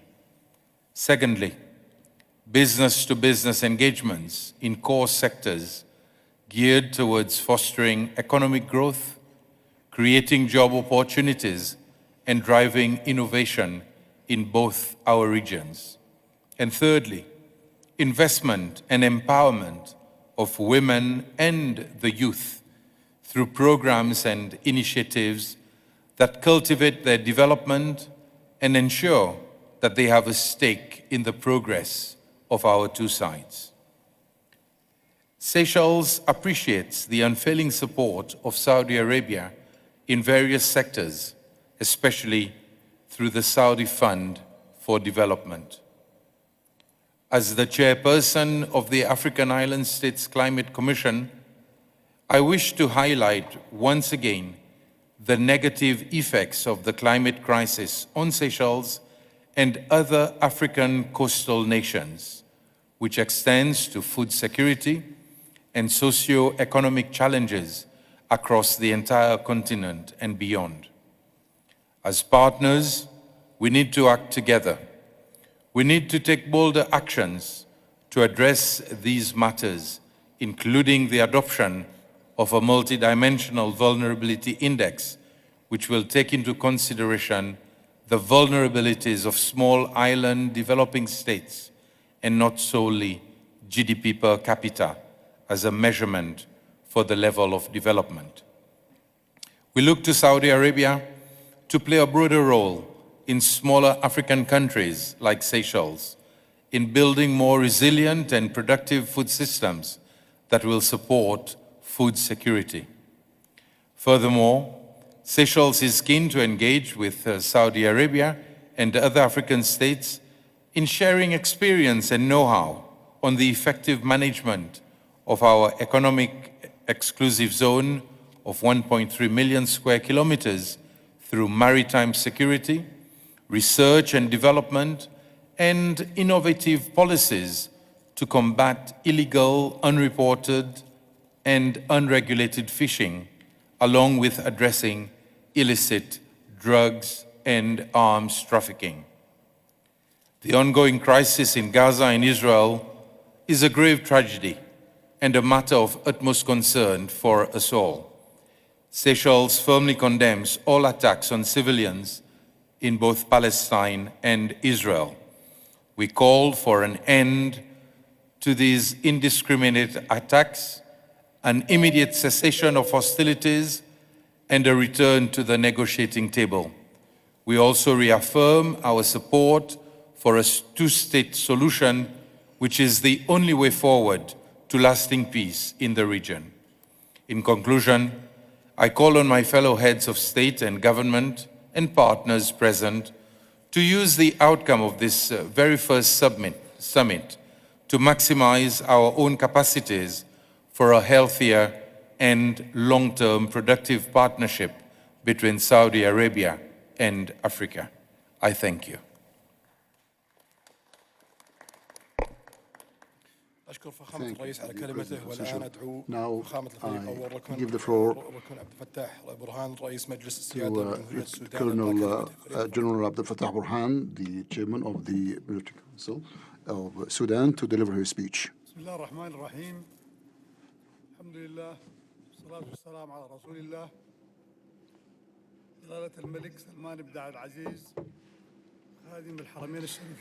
Custodian of the two holy mosques, King Salman bin Abdul Aziz, Your Royal Highness, Crown Prince, Prime Minister Mohammed bin Salman, Your Excellencies and gentlemen, heads of nations, I welcome you all. Peace be on you all. We are grateful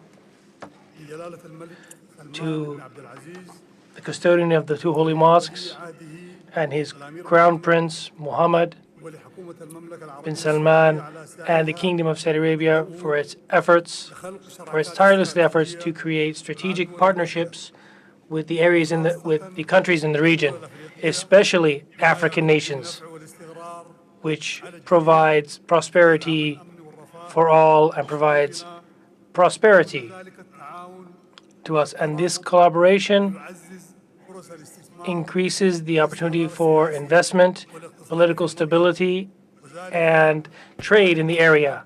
Therefore, the Kingdom of Saudi Arabia, with its experience, its ability, its leadership, can support Africa in its bright future.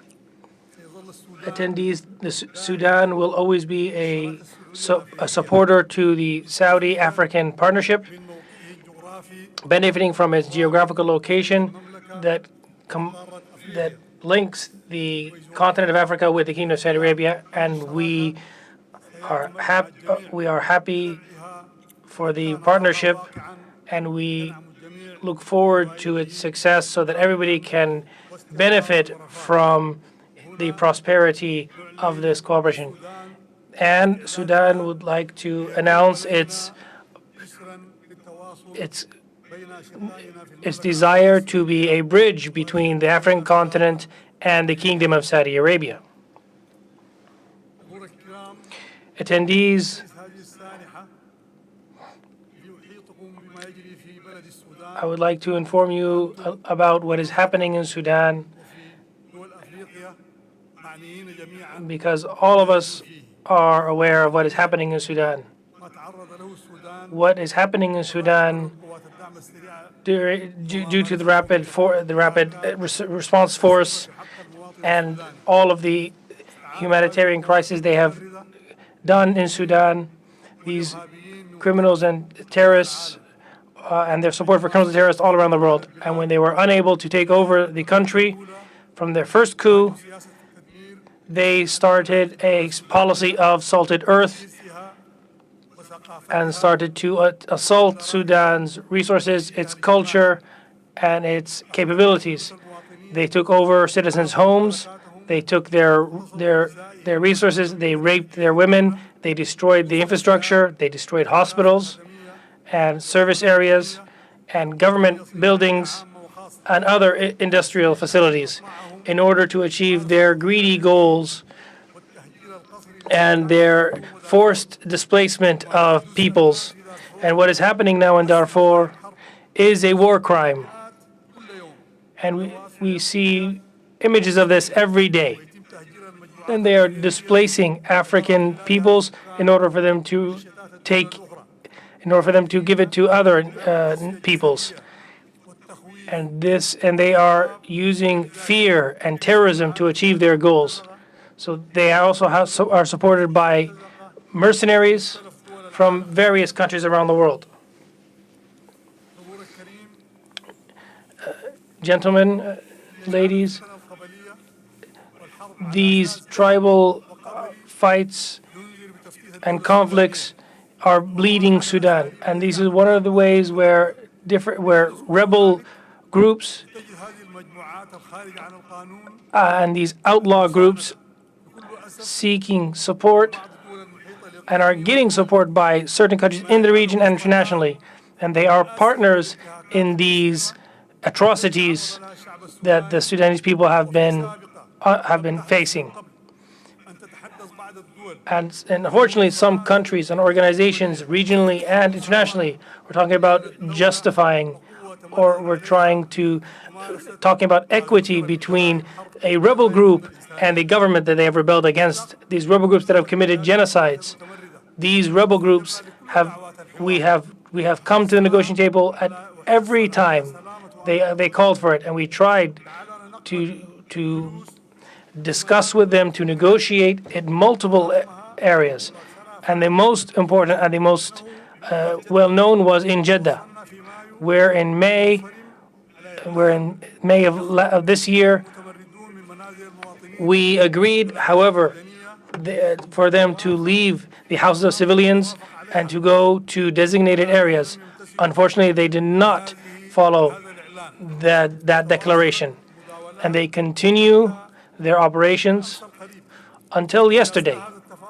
And as we are negotiating, they are continuing with their crimes and their killings and their reaping of the people of Darfur and other regions, and their ignorance and their ignoring of the international law.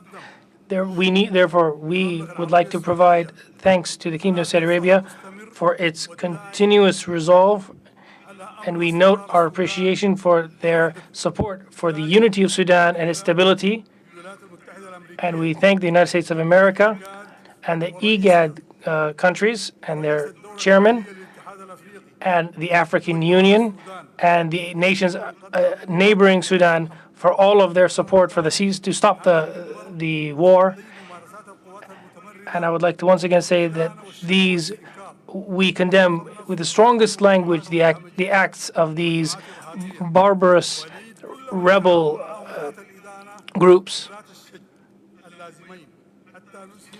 And we must stop their activities, their heinous activities, to return prosperity and stability to the people of Sudan. We thank and appreciate our brothers in Sudan that have supported its unity and stability, and everyone that has stood with the government and the Sudanese people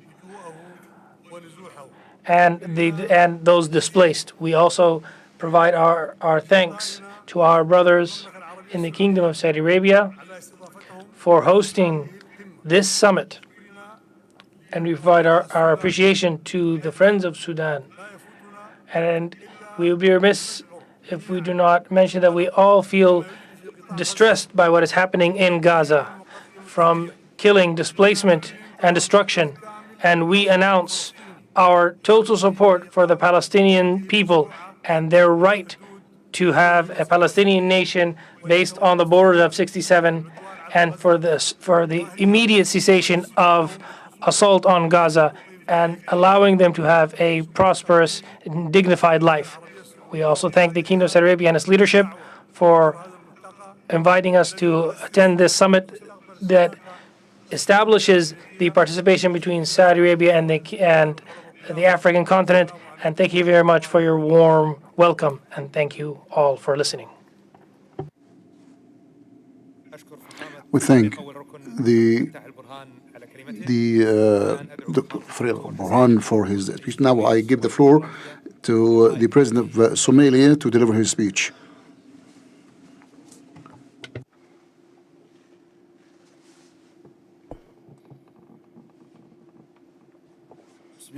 In the name of Allah, most merciful, most compassionate, peace and blessing be upon our Prophet Muhammad.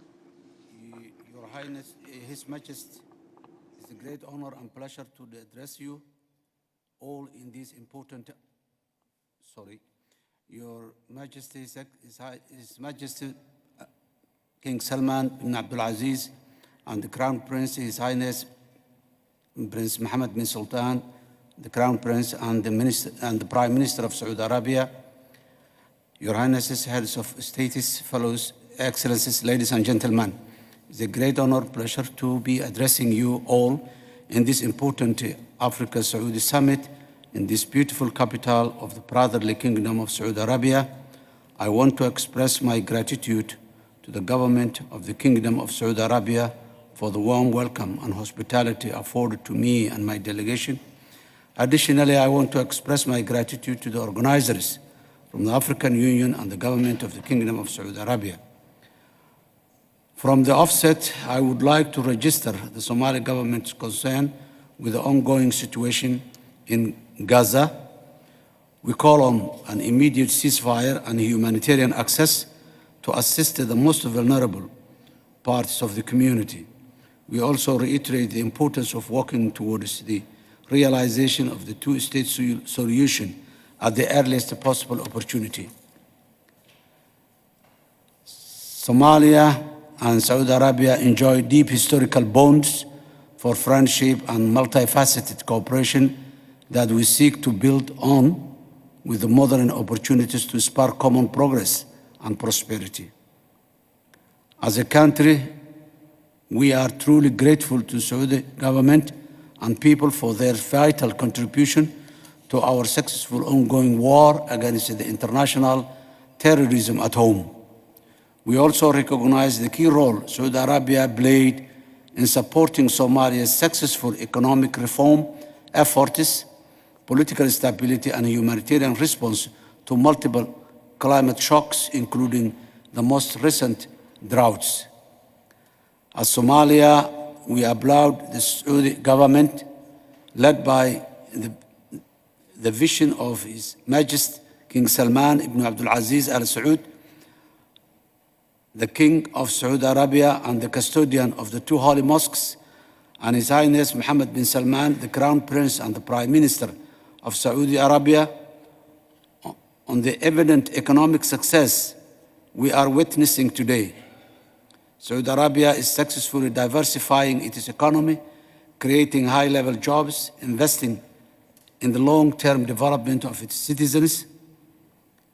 In Somalia, we are working tirelessly to do the same, and as we are at the cusp of achieving debt relief, we are more confident than ever before that this can be achieved.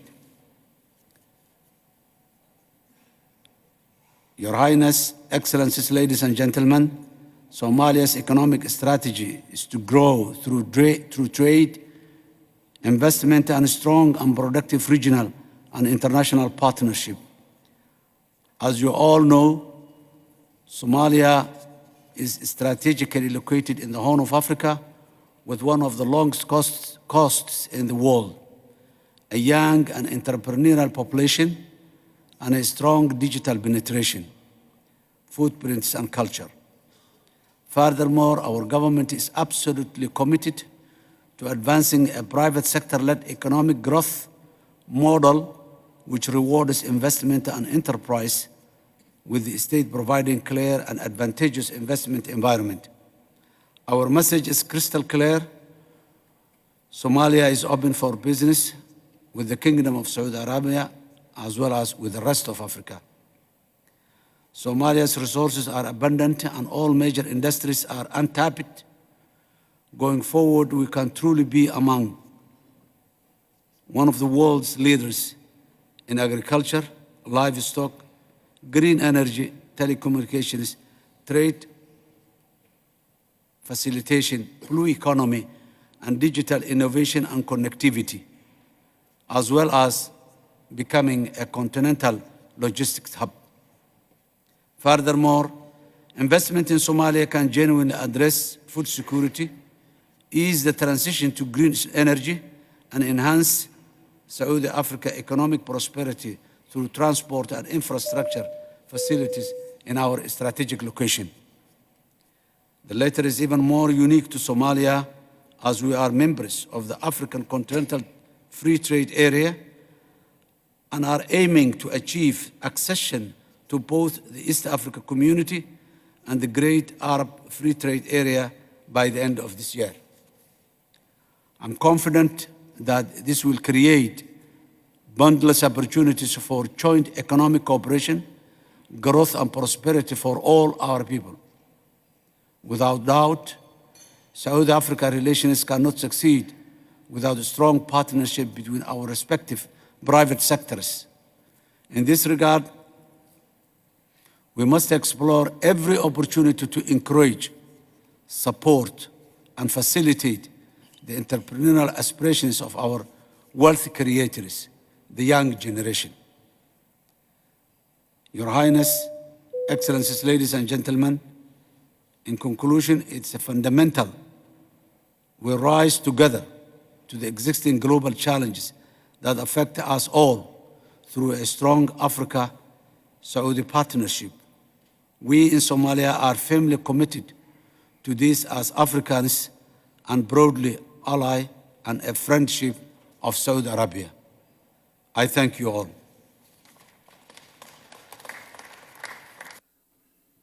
أشكر فخامة الدكتور حسن الشيخ Dr. محمود Hassan على Sheikh كلمته. Mahmoud for his speech, والآن أدعو and I give دولة the الرئيس floor محمد علي زين محمان رئيس President وزراء Mohammed, حكومة جمهورية the Prime النيجر Minister of لإلقاء Niger, كلمته. Mohammed فليتفضل. Bahman, to deliver his speech.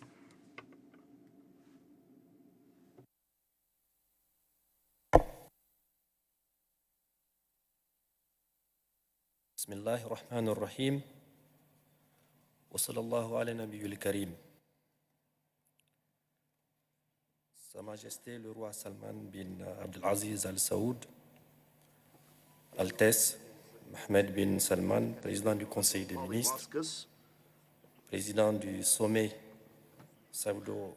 His Royal Highness, Your Royal Highness Prince Mohammed bin Salman bin Abdelaziz, Your Excellency, Your Excellencies, the heads of states. Permettez-moi tout d'abord d'exprimer Allow me at the very beginning, ladies and gentlemen, Your Excellencies, and the custodian of the two holy mosques, and His Royal Highness, Crown Prince, I would like to express my deep gratitude for hospitality, and I convey the greetings of my people and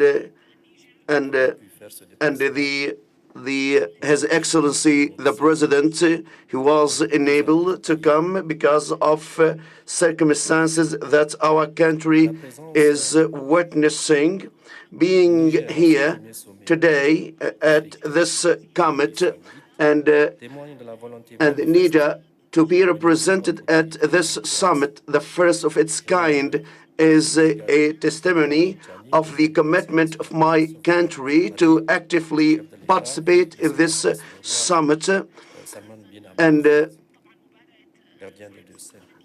to support the initiative of His Royal Highness Crown Prince for further cooperation between the African countries and the Kingdom of Saudi Arabia.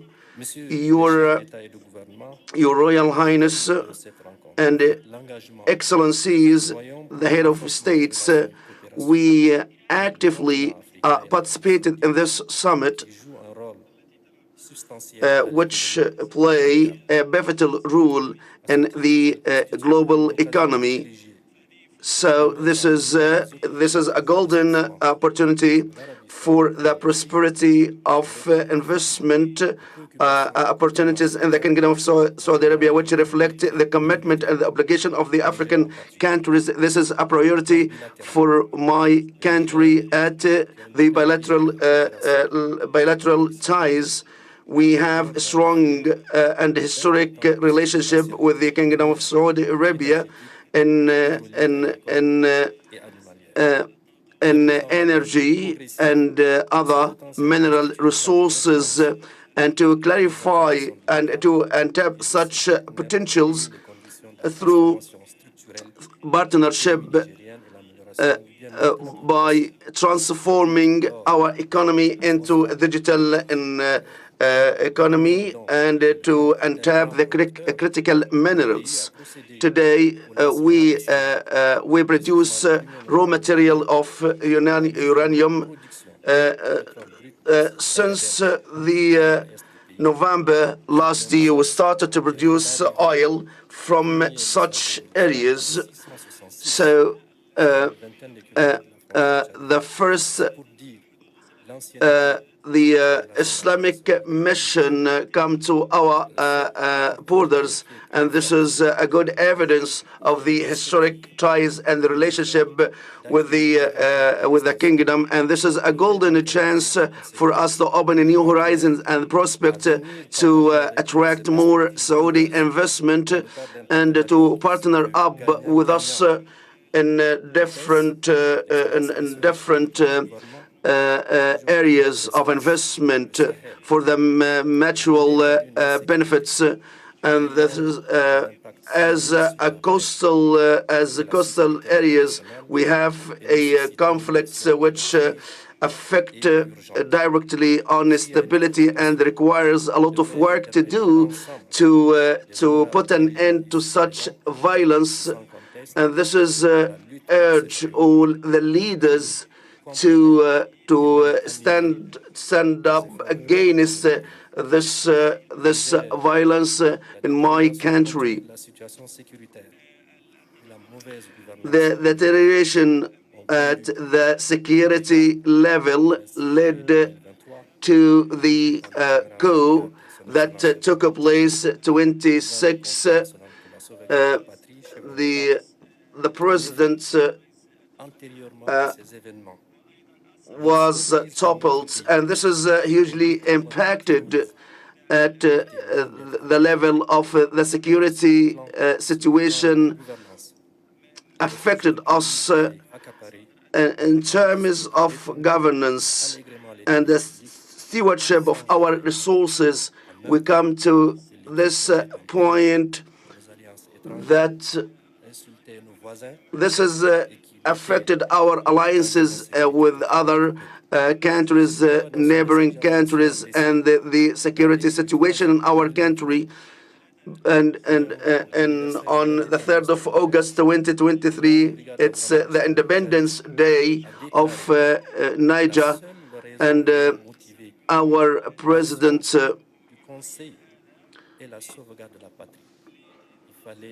saved the country from this crippling crisis. And for the economic development in Africa,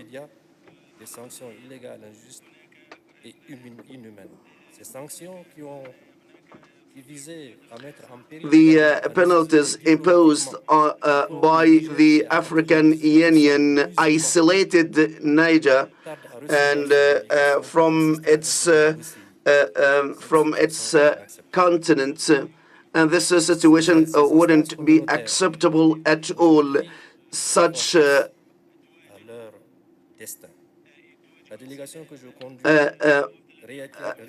delegation that I headed right now totally reject such attempts, and we seek to support comprehensive development and support the good ties with our neighbors. We would like to thank Chad, which was fully committed and supported us to make peace and security prevail.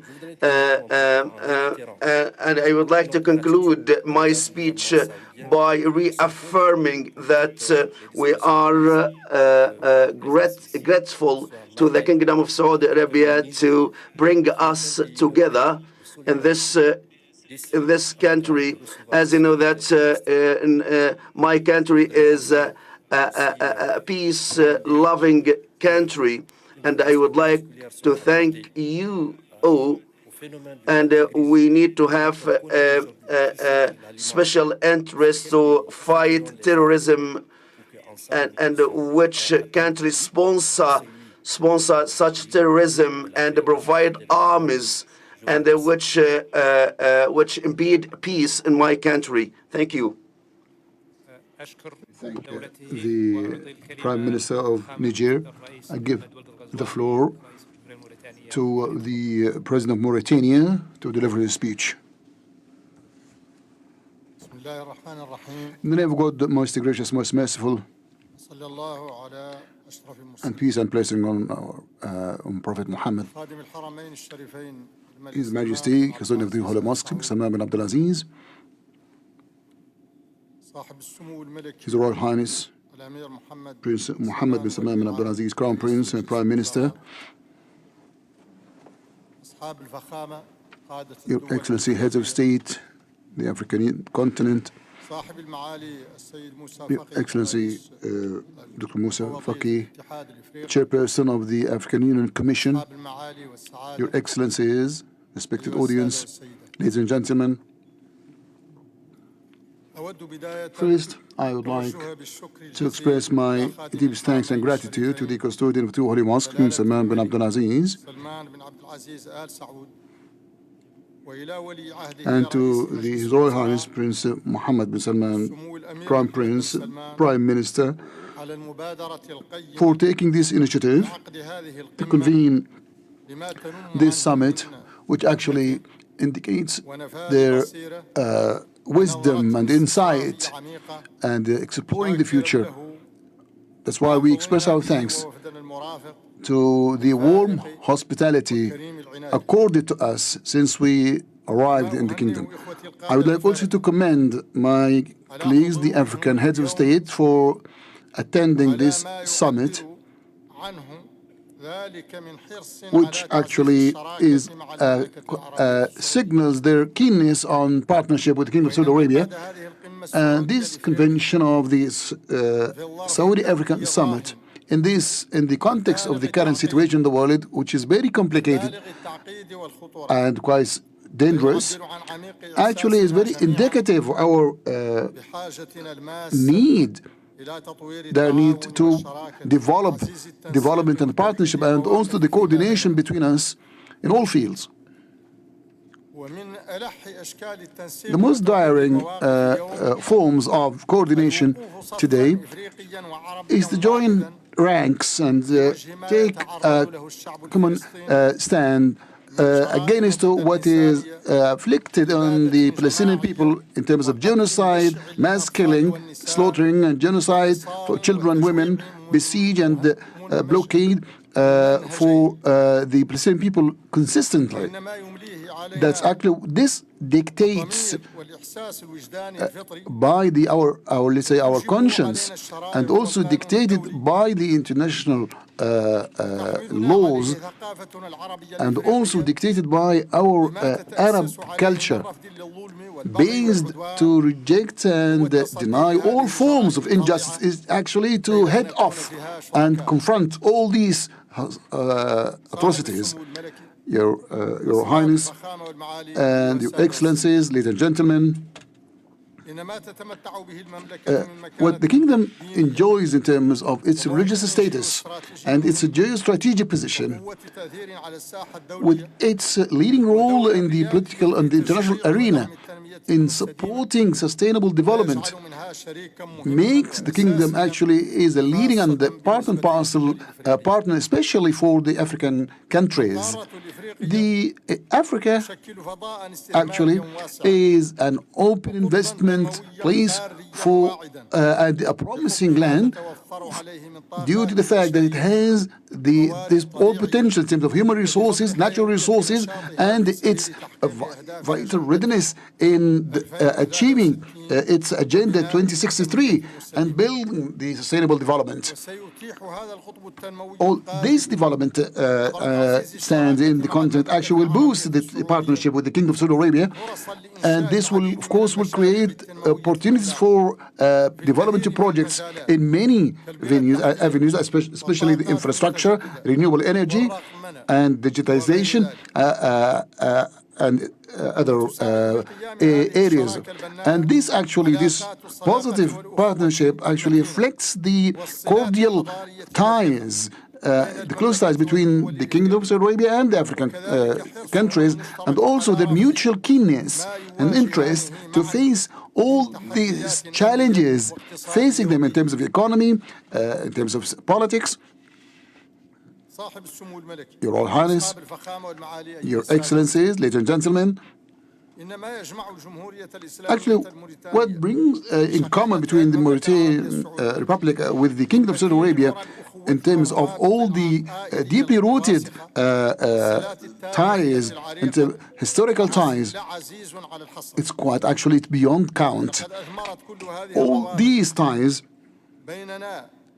actually brought about this strategic partnership and cooperation and continuous coordination. I actually have to say and commend the continuous and indefinite support we receive from the Kingdom of Saudi Arabia that provided to our country from the Kingdom, and also to the whole people in the African continent in contribution of building sustainable development, and also helping us to face the issue, the crises facing the world. I would like to commend the leading role played by the Kingdom of Saudi Arabia in terms of the project, and especially in the Green Middle East. In this context, I will also support the kingdom's interest to hold Expo 2030, and also we support the kingdom in its taking the initiative in convening this summit, and would like and express our best wishes for this summit. We would like to diversify all forms of cooperation between the kingdom and the African countries. Thank you for listening.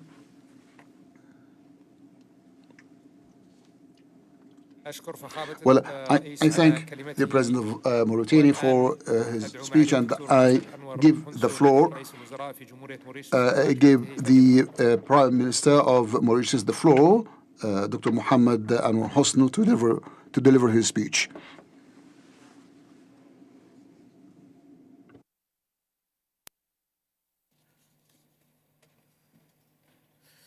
Your Royal Highness, Crown Prince Mohammed bin Salman, Your Excellency Mr. Azadi Assoumani, President of the Union of Comoros and Chairperson of the African Union, Excellencies, Head of State and Government, Head of Delegation, Assalamu alaikum wa rahmatullahi wa barakatuh.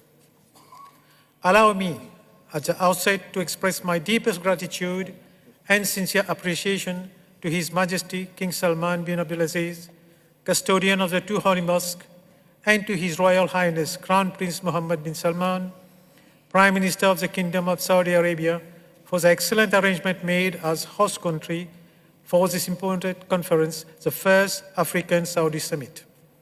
The professionalism with which such arrangement has been made comforts us that the Kingdom of Saudi Arabia would be the ideal host for Expo 2030. Excellencies, this important meeting is taking place against the backdrop of several challenges, when the world and our development path are being disrupted by several events. After enduring the negative impact of the global pandemic, we embarked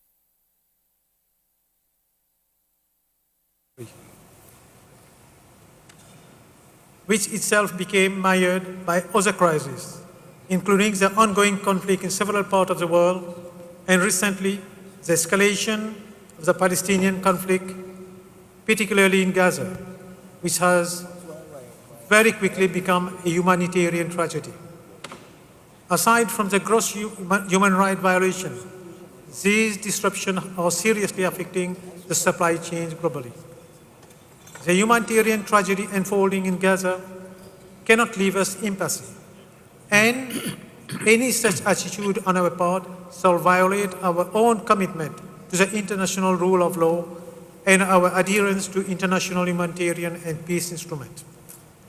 I seize the opportunity to extend our heartfelt condolences and our solidarity with the families of all victims in this conflict. Mauritius has consistently supported the legitimate aspiration of the Palestinian people to a statehood, which invariably pass to the establishment of a prosperous state of Palestine within secured and recognized borders, living in peace alongside with the state of Israel. We therefore join the international community as well as its August Assembly in our call for an immediate ceasefire as well as an early resolution of this conflict. Excellencies, the effect of those conflicts have further compounded the already difficult situation with which the developing countries were already facing.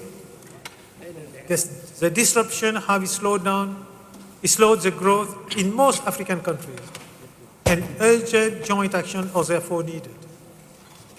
We welcome the Riyadh Declaration, which seeks to address the numerous challenges such as food and energy security issues, infrastructure, development and connectivity, and above all, peace and security. The sixth African island state of the African Union, which contribute the least to global warming, but yet suffers the most from it, have seen a regression in the economic development, not only due to external peace and security factors, but also by climate change. For us, this is an existential threat that requires emergency action. From this perspective, We would urge the Africa-Saudi partnership to dedicate adequate attention to the plight of the African SIDS so that a dedicated plan of action tailored to our needs could be implemented as quickly as possible. In the same spirit, we welcome the Saudi Green Initiative, which I'm sure will be of tremendous help for the countries suffering from climate change and global warming. Excellencies, the African island states have since our independence been proactive in charting our own development path, and we are glad that we have achieved a certain level of economic development that has instilled confidence in our people to continue to work harder for our prosperity. In this context, while we do welcome the establishment of a dedicated funding for the needs of African SIDS, we also eagerly look forward to building stronger collaborative ventures with our partners in Africa and the Arab world on a mutually beneficial basis. A strong partnership is the way forward. To overcome the above-mentioned problem, we need to work in close collaboration and explore all avenues of cooperation. This is why we value the Africa-Saudi partnership, and we look forward to a constructive, meaningful, and effective engagement and partnership so that we can all move forward and prosper together in peace and security. With this, ladies and gentlemen, thank you very much for your kind attention.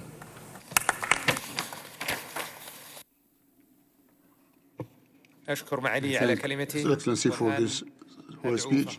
Now, I give the floor to General Price Olibi, the Transitional President of Gabon, to deliver his speech. Merci.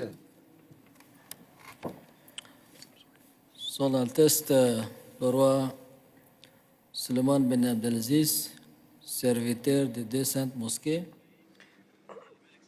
Crown Prince, le prince héritier, Your Highness Crown Mohammed Prince, bin Suleiman, Your Majesty, the King of the Kingdom of Saudi Arabia, colleagues, excellencies, the leader of Comoros and the African Union, the chairman of the African Union,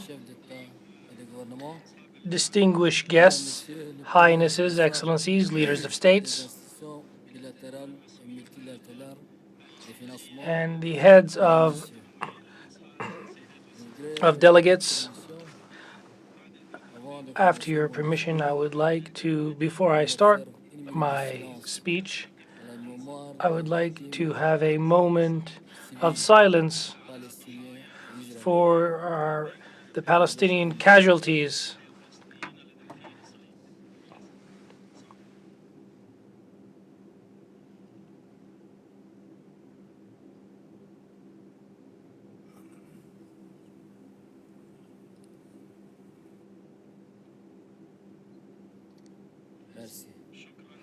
Thank you very much.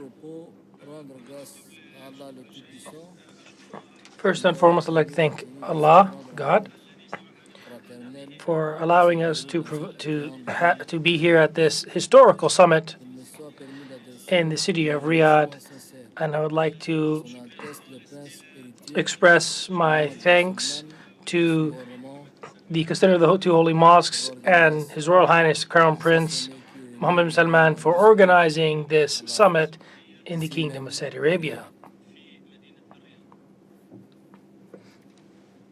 bien que notre sommet se tient dans un contexte sécuritaire, économique et environnemental. Despite this summit being held during a troubling time, nonetheless, we must seek to buttress the cooperation and enhance our partnerships to face these challenges, even with what we see in human loss. We need, I call upon supporting the Kingdom of Saudi Arabia and African nations, that we speak up about the best ways to support development for the mutual benefit of both countries and the partnership, based on mutual interests and respect of all parties in various areas: political, economic, trade, humanitarian, and environmental. That being said, the Republic of Chad, for many years, has a lot of partnerships and agreements with the Kingdom of Saudi Arabia, and we have a lot of agreements between the Republic of Chad and the Kingdom of Saudi Arabia. In addition to the summit, the economic summit that was conducted yesterday, of these agreements is an agreement for protecting the investments, which is very important to us, and it is to protect the natural resources in our country. And I would like to take this opportunity to invite all investors of the Kingdom of Saudi Arabia to come to the Republic of Chad to invest in our industries, because there is a good environment for trade and investment. Before I conclude, I would like to say that we are in a transitional period in the political realm, and it is a sensitive time, and there's a lot of challenges, and we would like to go back to the Constitution via national dialogue. Despite that, we also are desirous and are willing, are not desirous, but are willing to partner with other countries to support us, and are desirous for the support of neighboring countries.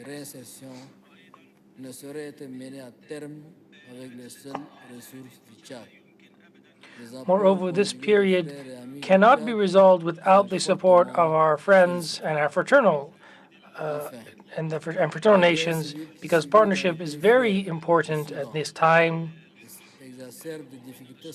And we are saddened to see the war in Sudan, which affects greatly on the economic and social status and situation in Chad. So I take this opportunity to mention that there is a lot of displaced citizens of Sudan, and we have called multiple times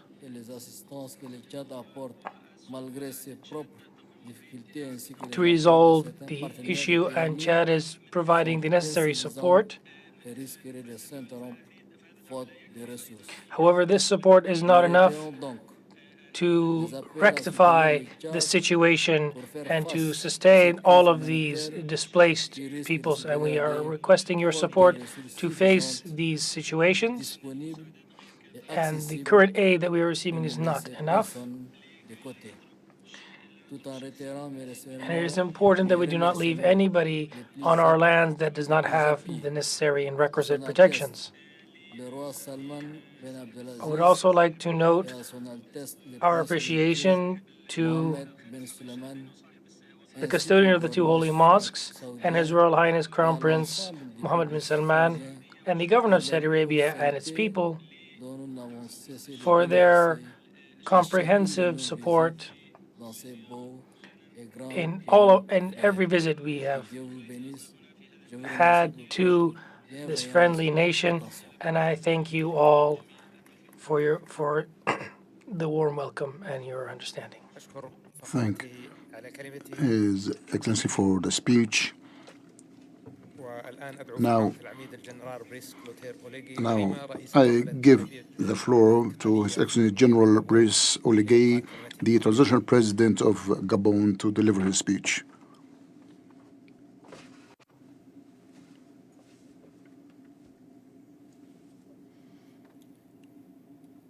Sa Majesté le Roi,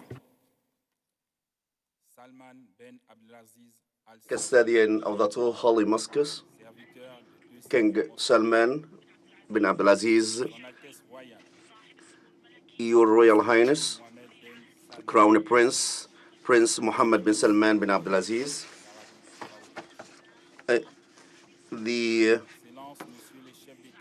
Your Excellencies, the heads of states, African states, and ministers, distinguished guests, on this occasion, I deliver this speech, and I appreciate the custodian of the two holy mosques and His Royal Highness Crown Prince for their kind invitation to Gabon to attend the first summit. This invitation is a remarkable one to revive the relations, the brotherly relations and the friendly relations between the two countries, both countries. And I'm pretty sure and confident that we lay the foundation and the groundwork for the economic cooperation. The custodian of the two holy mosques, distinguished guests, excellencies, as you know, Gabon has opened since August 2023 a new realm for social and economic development. And I call upon strongly that Gabon will fulfill its commitment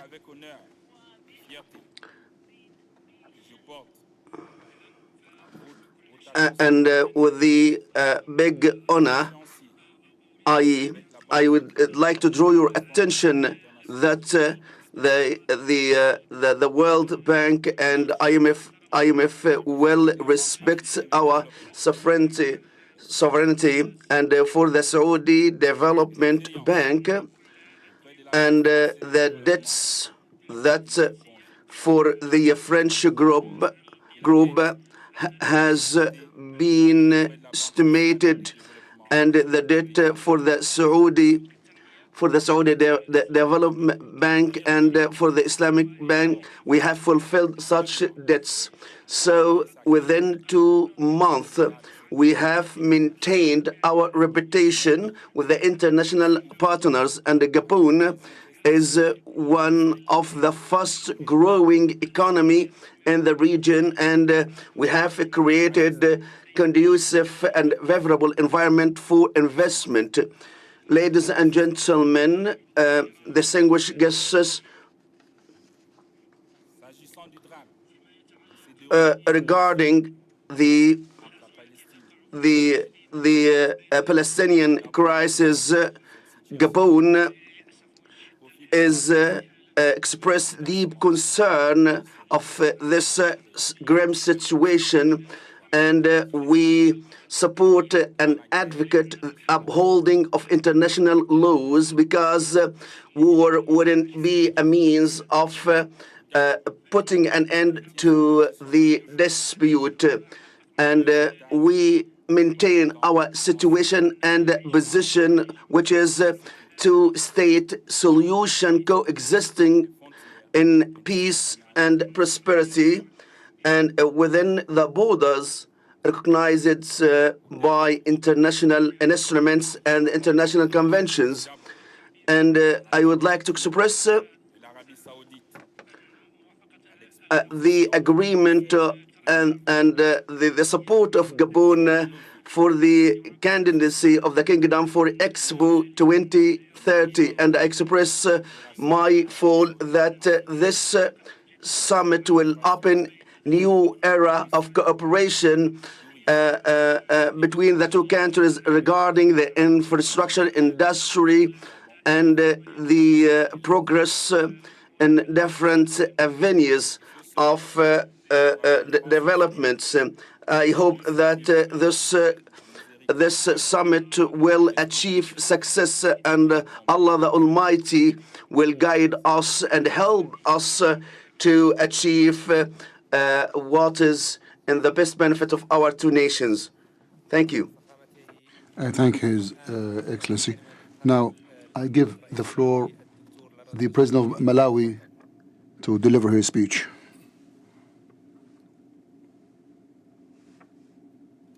Your Majesty,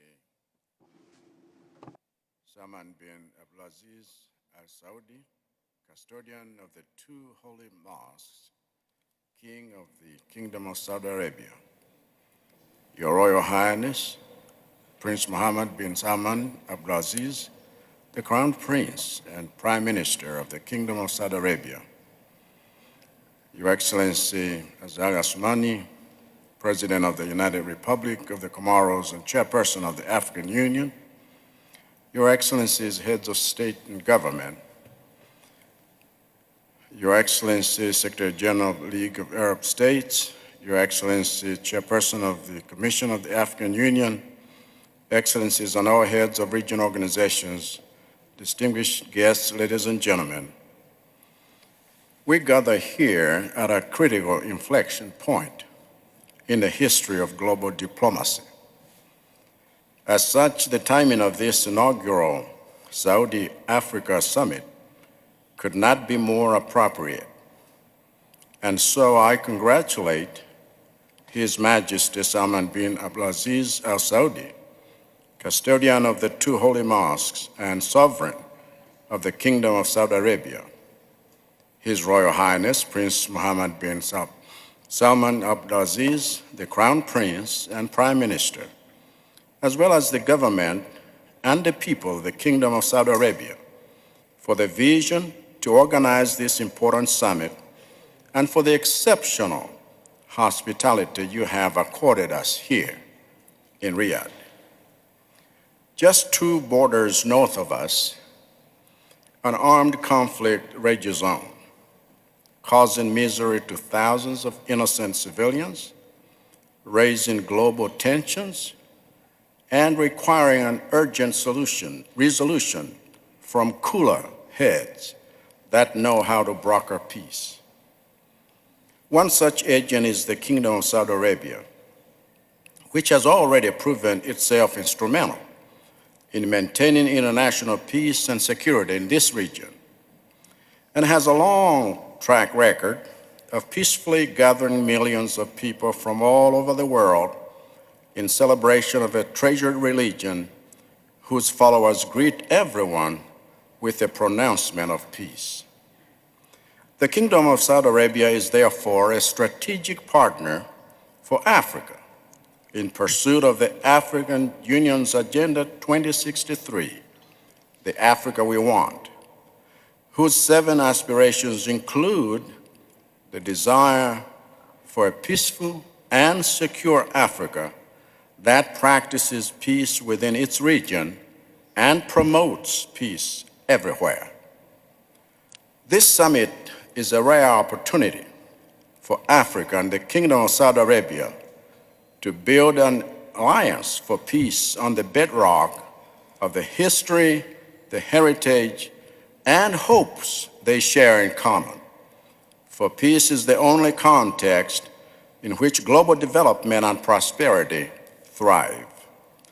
Thankfully, the Kingdom of Saudi Arabia has already laid a strong foundation for such an alliance, for it already has embassies in over 30 nations in Africa.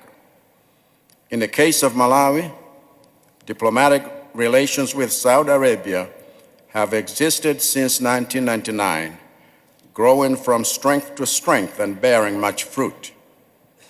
One such fruit is the humanitarian assistance worth $500,000 that Malawi received from the King Salman Center for Relief and Humanitarian Aid following the devastating effects of Tropical Cyclone Freddy.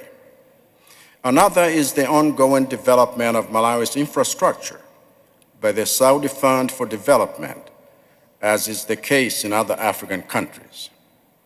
Malawi, the warm heart of Africa, has great potential for mining, energy, and other areas, as well as an energetic youthful population.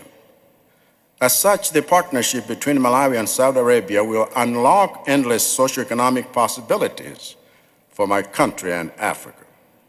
I'm therefore honored to be here in person to convey to His Majesty the thanks of 20 million Malawians and to pledge my support of Saudi Arabia's efforts to achieve peace in Africa and in this region.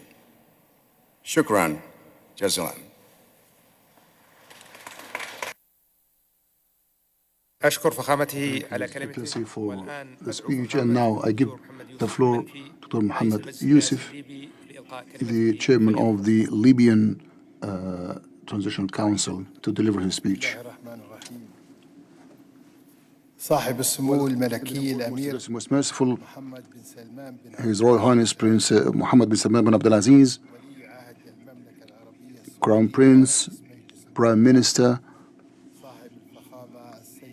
His Excellency Mr. Ghazali Osmani, the President of the Union of the Comoros, the Chairperson of the African Union, Your Excellencies, heads of the African states, ladies and gentlemen,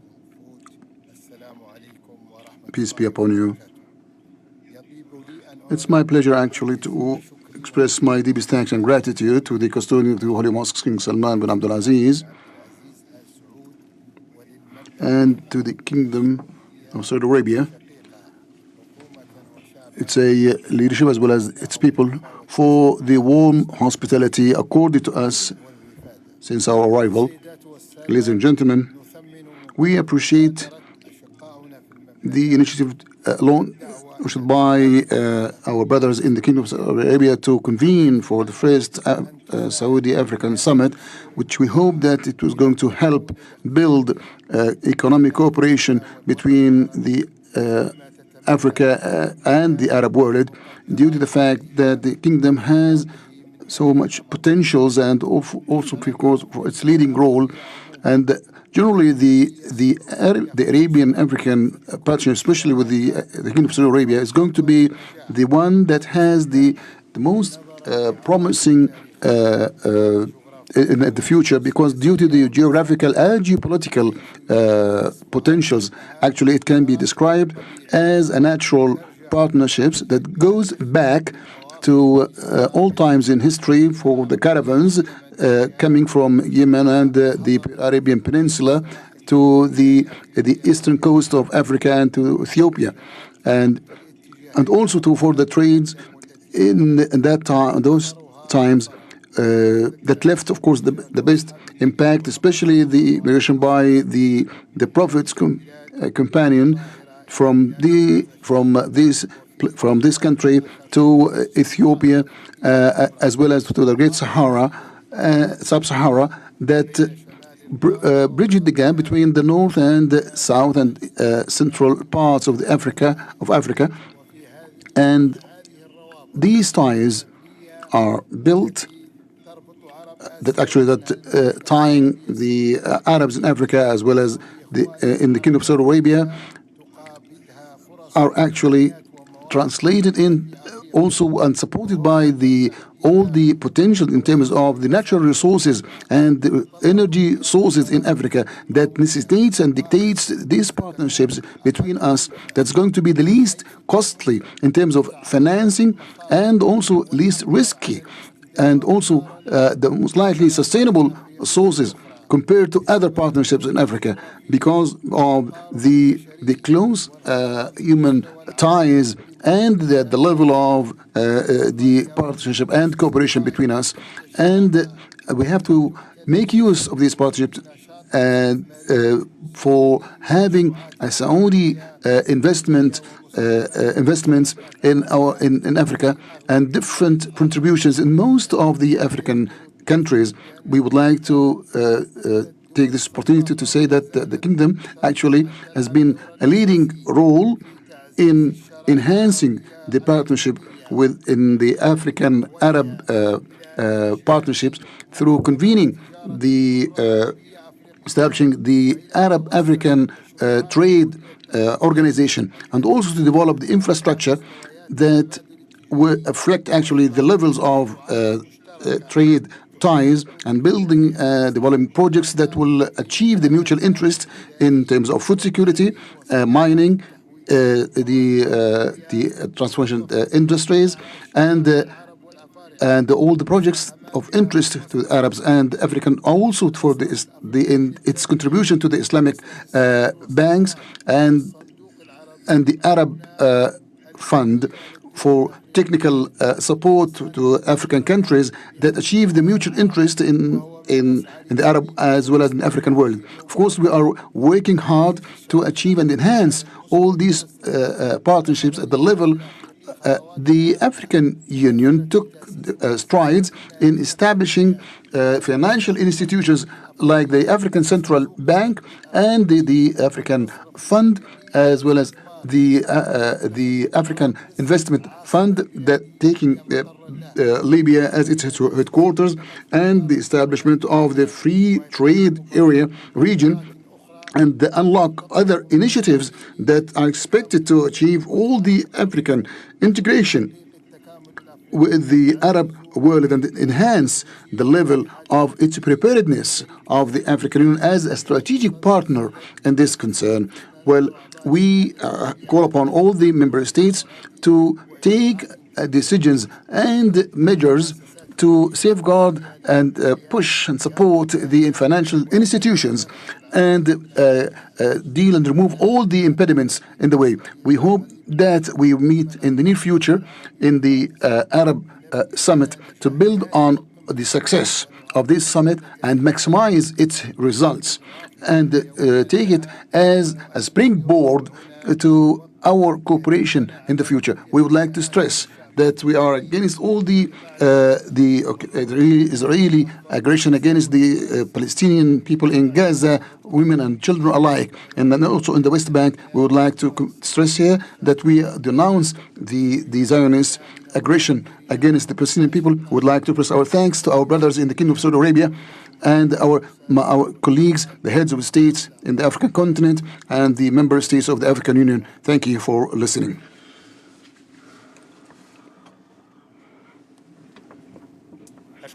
Well, I thank Your Excellency for your speech. I give the floor the President of Mozambique to deliver his speech.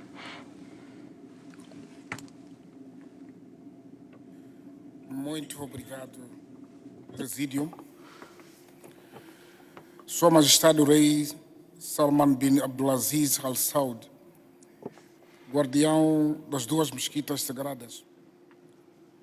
Sua Alteza Real Príncipe Herdeiro Mohammed bin Salman bin Abdulaziz Al Saud, Vossas Majestades, Senhor Presidente da União Africana. Ladies and gentlemen, the chairman of the African Union, ladies and gentlemen, the delegates, first of all, and at the outset, I would like to express my deep thanks at this August summit, which convened in the Kingdom of Saudi Arabia, to express my thanks and appreciation to the custodian of the two holy mosques, King Salman bin Abdulaziz, for this kind invitation and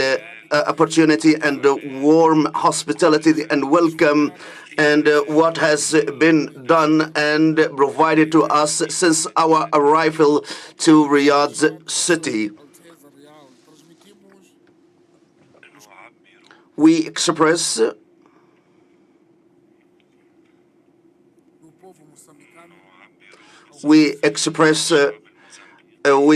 our deep thanks to the Saudi people and to the leaders and the top ranking officials for what they have rendered and done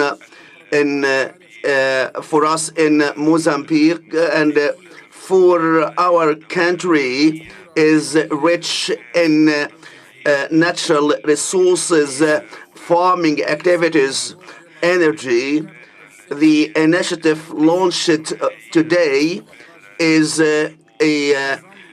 aiming to support and boosting the bilateral ties between the Kingdom of Saudi Arabia. We are fully aware that the Kingdom of Saudi Arabia, one of the largest and the fastest growing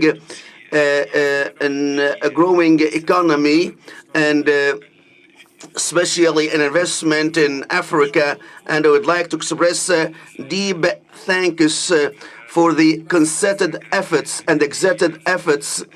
And we encourage investment in farming and agriculture. And we have well-established partnership in different areas. And we highly confirm and express our appreciation of support and humanitarian aids to Mozambique in a number of areas and occasions. And I would like as well to express our gratitude for what the Kingdom has been done for supporting peace and the desired goals, and exploring the avenues of enhancing the future for the African countries. There are areas of peace and to counter terrorism and support peace in the entire region. Mozambique always supports peace and supporting the peaceful solution and countering disputes and conflicts. We are fully committed to peace and international laws and conventions, and our government has actively participated with a number of Arab states to face challenges in climate change and mitigate the risk of climate change and improve the infrastructure, and contributing to achieving and realizing growth. And we have investment in energy and infrastructure and health, education. We are fully confident that such a partnership with the Kingdom of Saudi Arabia will have wide-ranging positive impact on both people. And I would like to thank you for holding this summit and for the initiatives, and it will be a fruitful partnership for both parts. I conclude with the expressing my deep thanks to the Kingdom of Saudi Arabia. Thank you. I thank you. I thank His Excellency for the speech. Now I give the floor to the Deputy Prime Minister of the Democratic Republic of Congo to deliver his speech.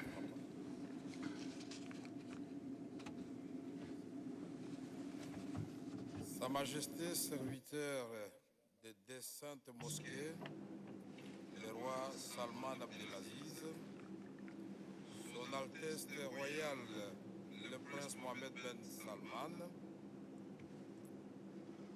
Excellence Monsieur le Président de l'Union des Comores, Your Majesty King Salman bin Abdelaziz, His Royal Highness Crown Prince Prime Minister Mohammed bin Salman, Your Excellencies, Chairman of the African Union Commission, honored delegates, ladies and gentlemen, leaders of state and government, honored delegates, and attendees. On behalf of the leader of the Democratic Republic of Congo, I have the honor to extend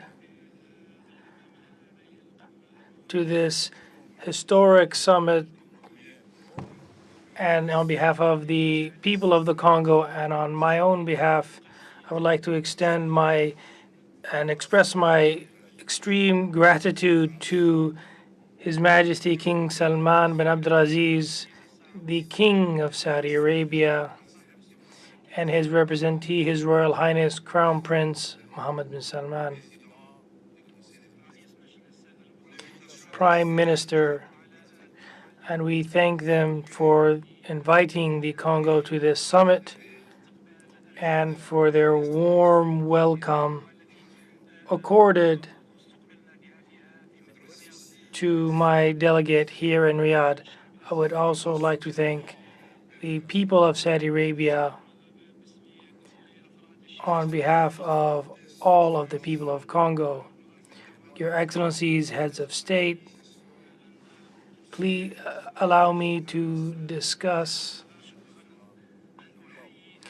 and commend the Saudi government for the advances in Saudi infrastructure and society, and the Republic of Congo has the honor to participate in this summit and to underscore its desire to coordinate and collaborate with the Kingdom of Saudi Arabia, especially in light of the good relations between our countries and the signing of an agreement between the Congo and Saudi Arabia, which pertains to mining and agriculture, in addition to health, infrastructure, and the exploration of gas and oil. And our two nations are working tirelessly to achieve the prosperity of our two nations. In the domain of our current collaboration, we are implementing this agreement, and we must allocate all resources and strengths of our two nations to transform various domains in the mutual interests and benefits of our two countries. There is a lot of opportunity. There's millions of hectares of agricultural land in the Congo, and there's 40 megawatts of power as an opportunity. The Congo has 100,000 tons of fish as well, which is underutilized due to the lack of infrastructure. So the Republic of Congo is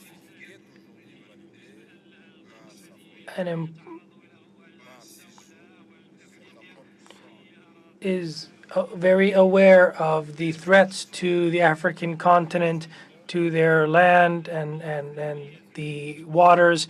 We're aware that there is issues with international waters off the coast of the Congo.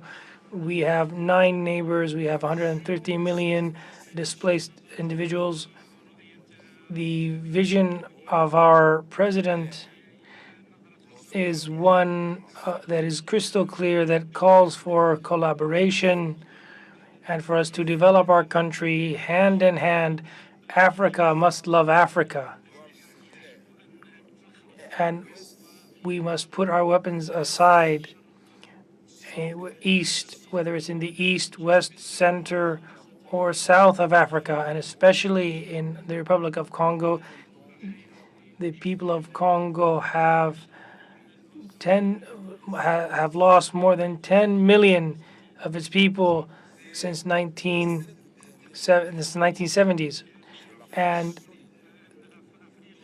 last but not least, an Africa that is united with a unified vision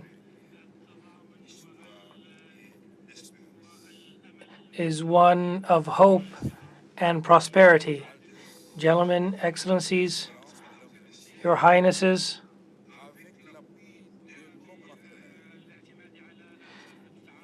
if we cooperate and work on these partnerships that we have discussed here in the Kingdom of Saudi Arabia and partner with the Kingdom of Saudi Arabia, we believe in our republic that we can be the incubator of change, and we can foster transference between countries, and we believe that we are currently working on a 3,000-kilometer railway that will start from the area of Bananas, from the coast, and will go to the east of the country. And will tie the nation between our nation and Burundi, and it will be a good project to unify various nations in Africa. The Congo wants to see African nations and other nations work together. We also are discussing the collaboration. We would also like to see this railway go all the way down to Cape Town in South Africa, and then all the way up to Egypt in the north of the MENA region. So we believe that Africa has the ability,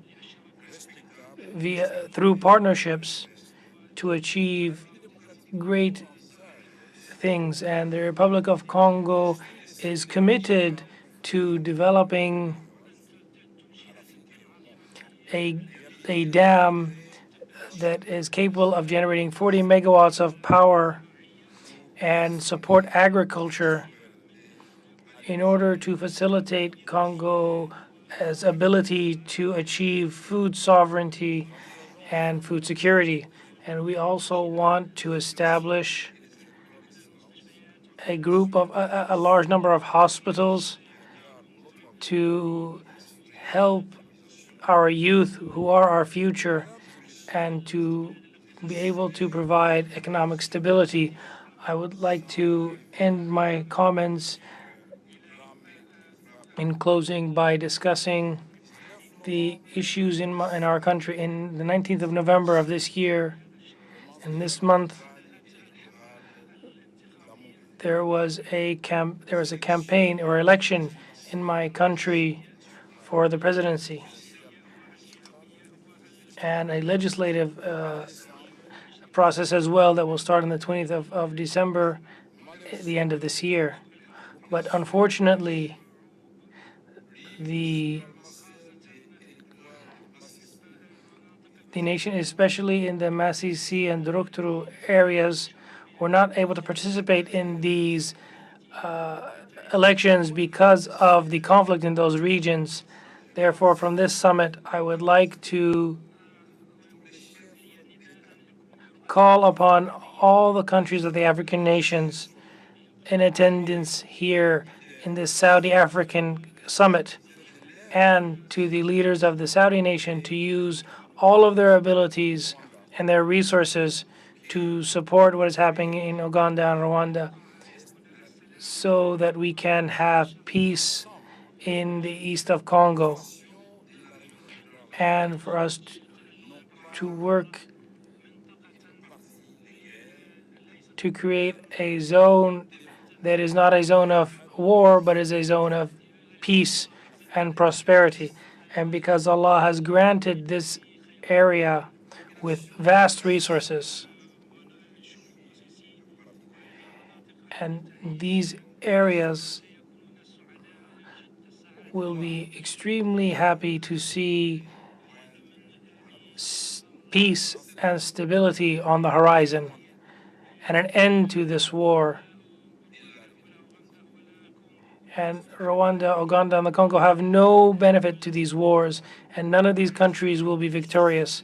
The death count will increase, and this will hold Africa back. And as I said yesterday in New York,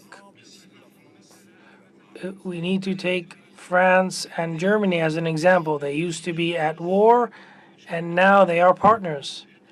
And we all discuss the French-German friendship and relationship, and that they work together in tandem, despite the wars between them in the past. However, they moved past that to build a partnership, and we need to do this in Africa. And this is doable in Africa, because Africa cannot continue in this vein of violence and chaos. Your Excellencies, Your Highnesses,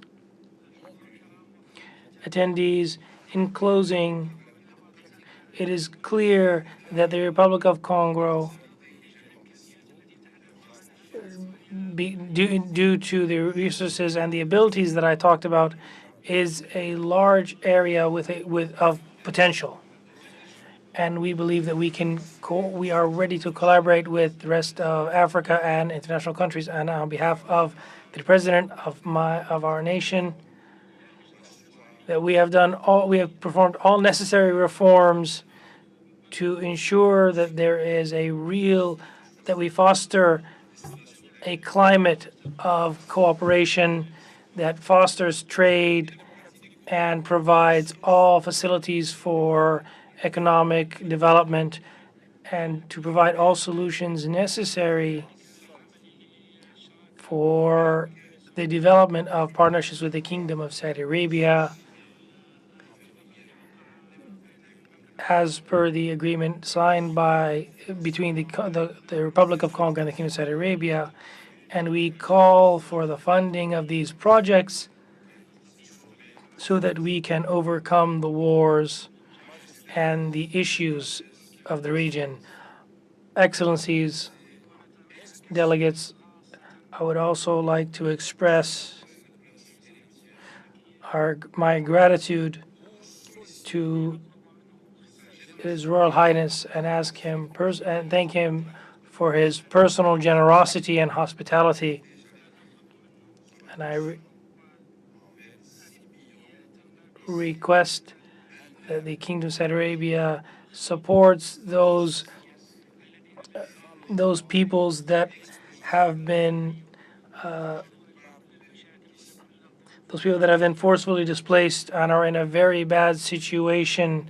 And I hope to leave here with an aid package from the Kingdom of Saudi Arabia. And I also extend this request to other nations to support those displaced within our borders, because there are a lot of challenges that we need to overcome as a collective. I'd like to thank the Kingdom of Saudi Arabia, and I ask that Allah bless the Kingdom of Saudi Arabia and our country. Thank you for listening. Thank you, Your Excellency, for your speech. Now, I give the floor to the President of Gambia to deliver his speech.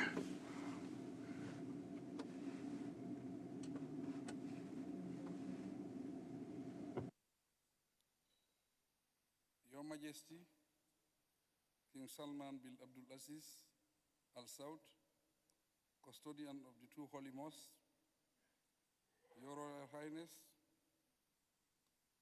Prince Mohammed bin Salman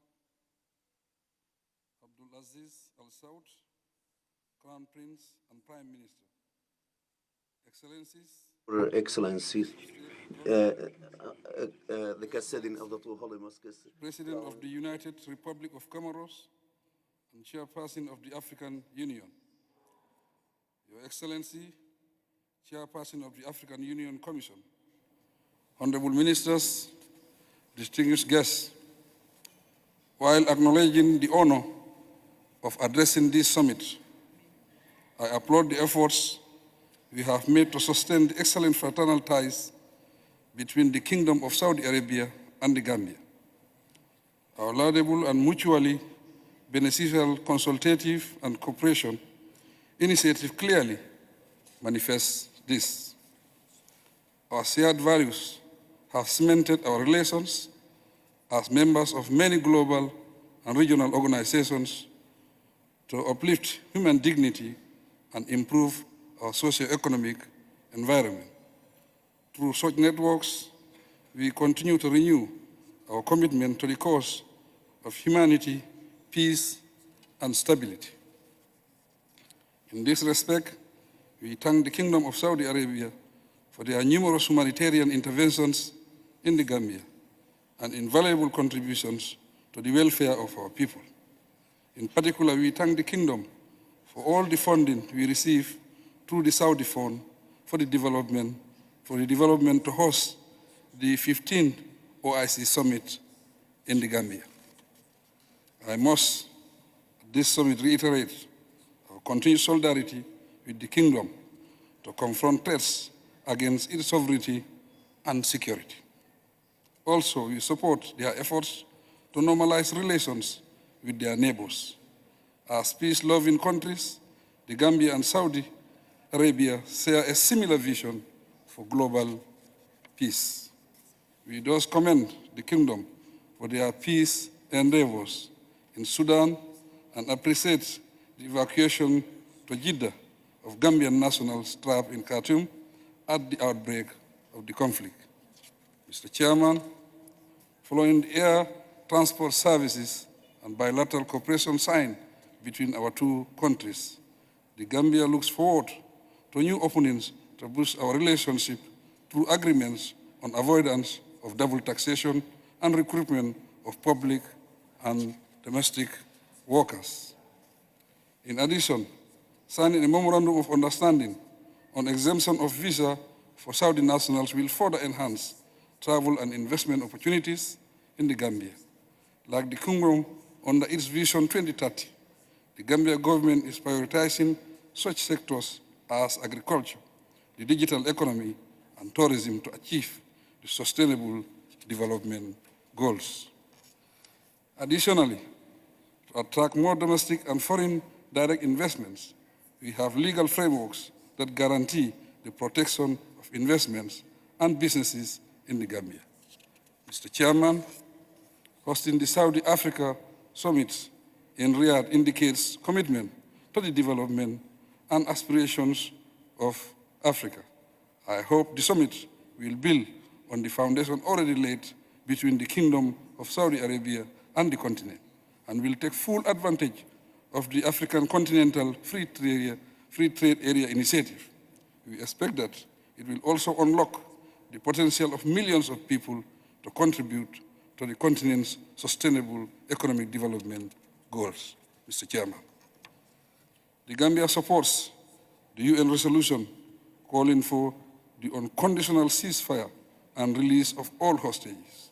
Likewise, we call for an international peace conference for comprehensive peace to resolve the fight for a two-state solution, with Palestinians and Israelis living side by side in peace and harmony.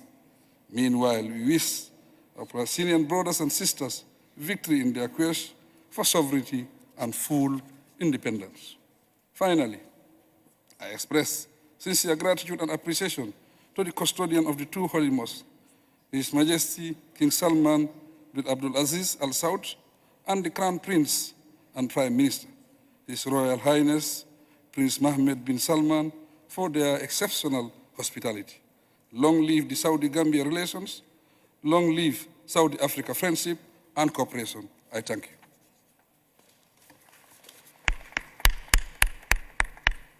شكرا فخامتكم.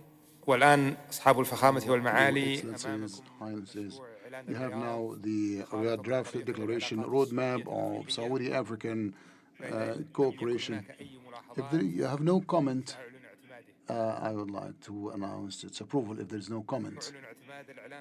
Now, I announce the approval of the Riyadh Declaration and also announce the closing of this summit. Thank you for your attendance.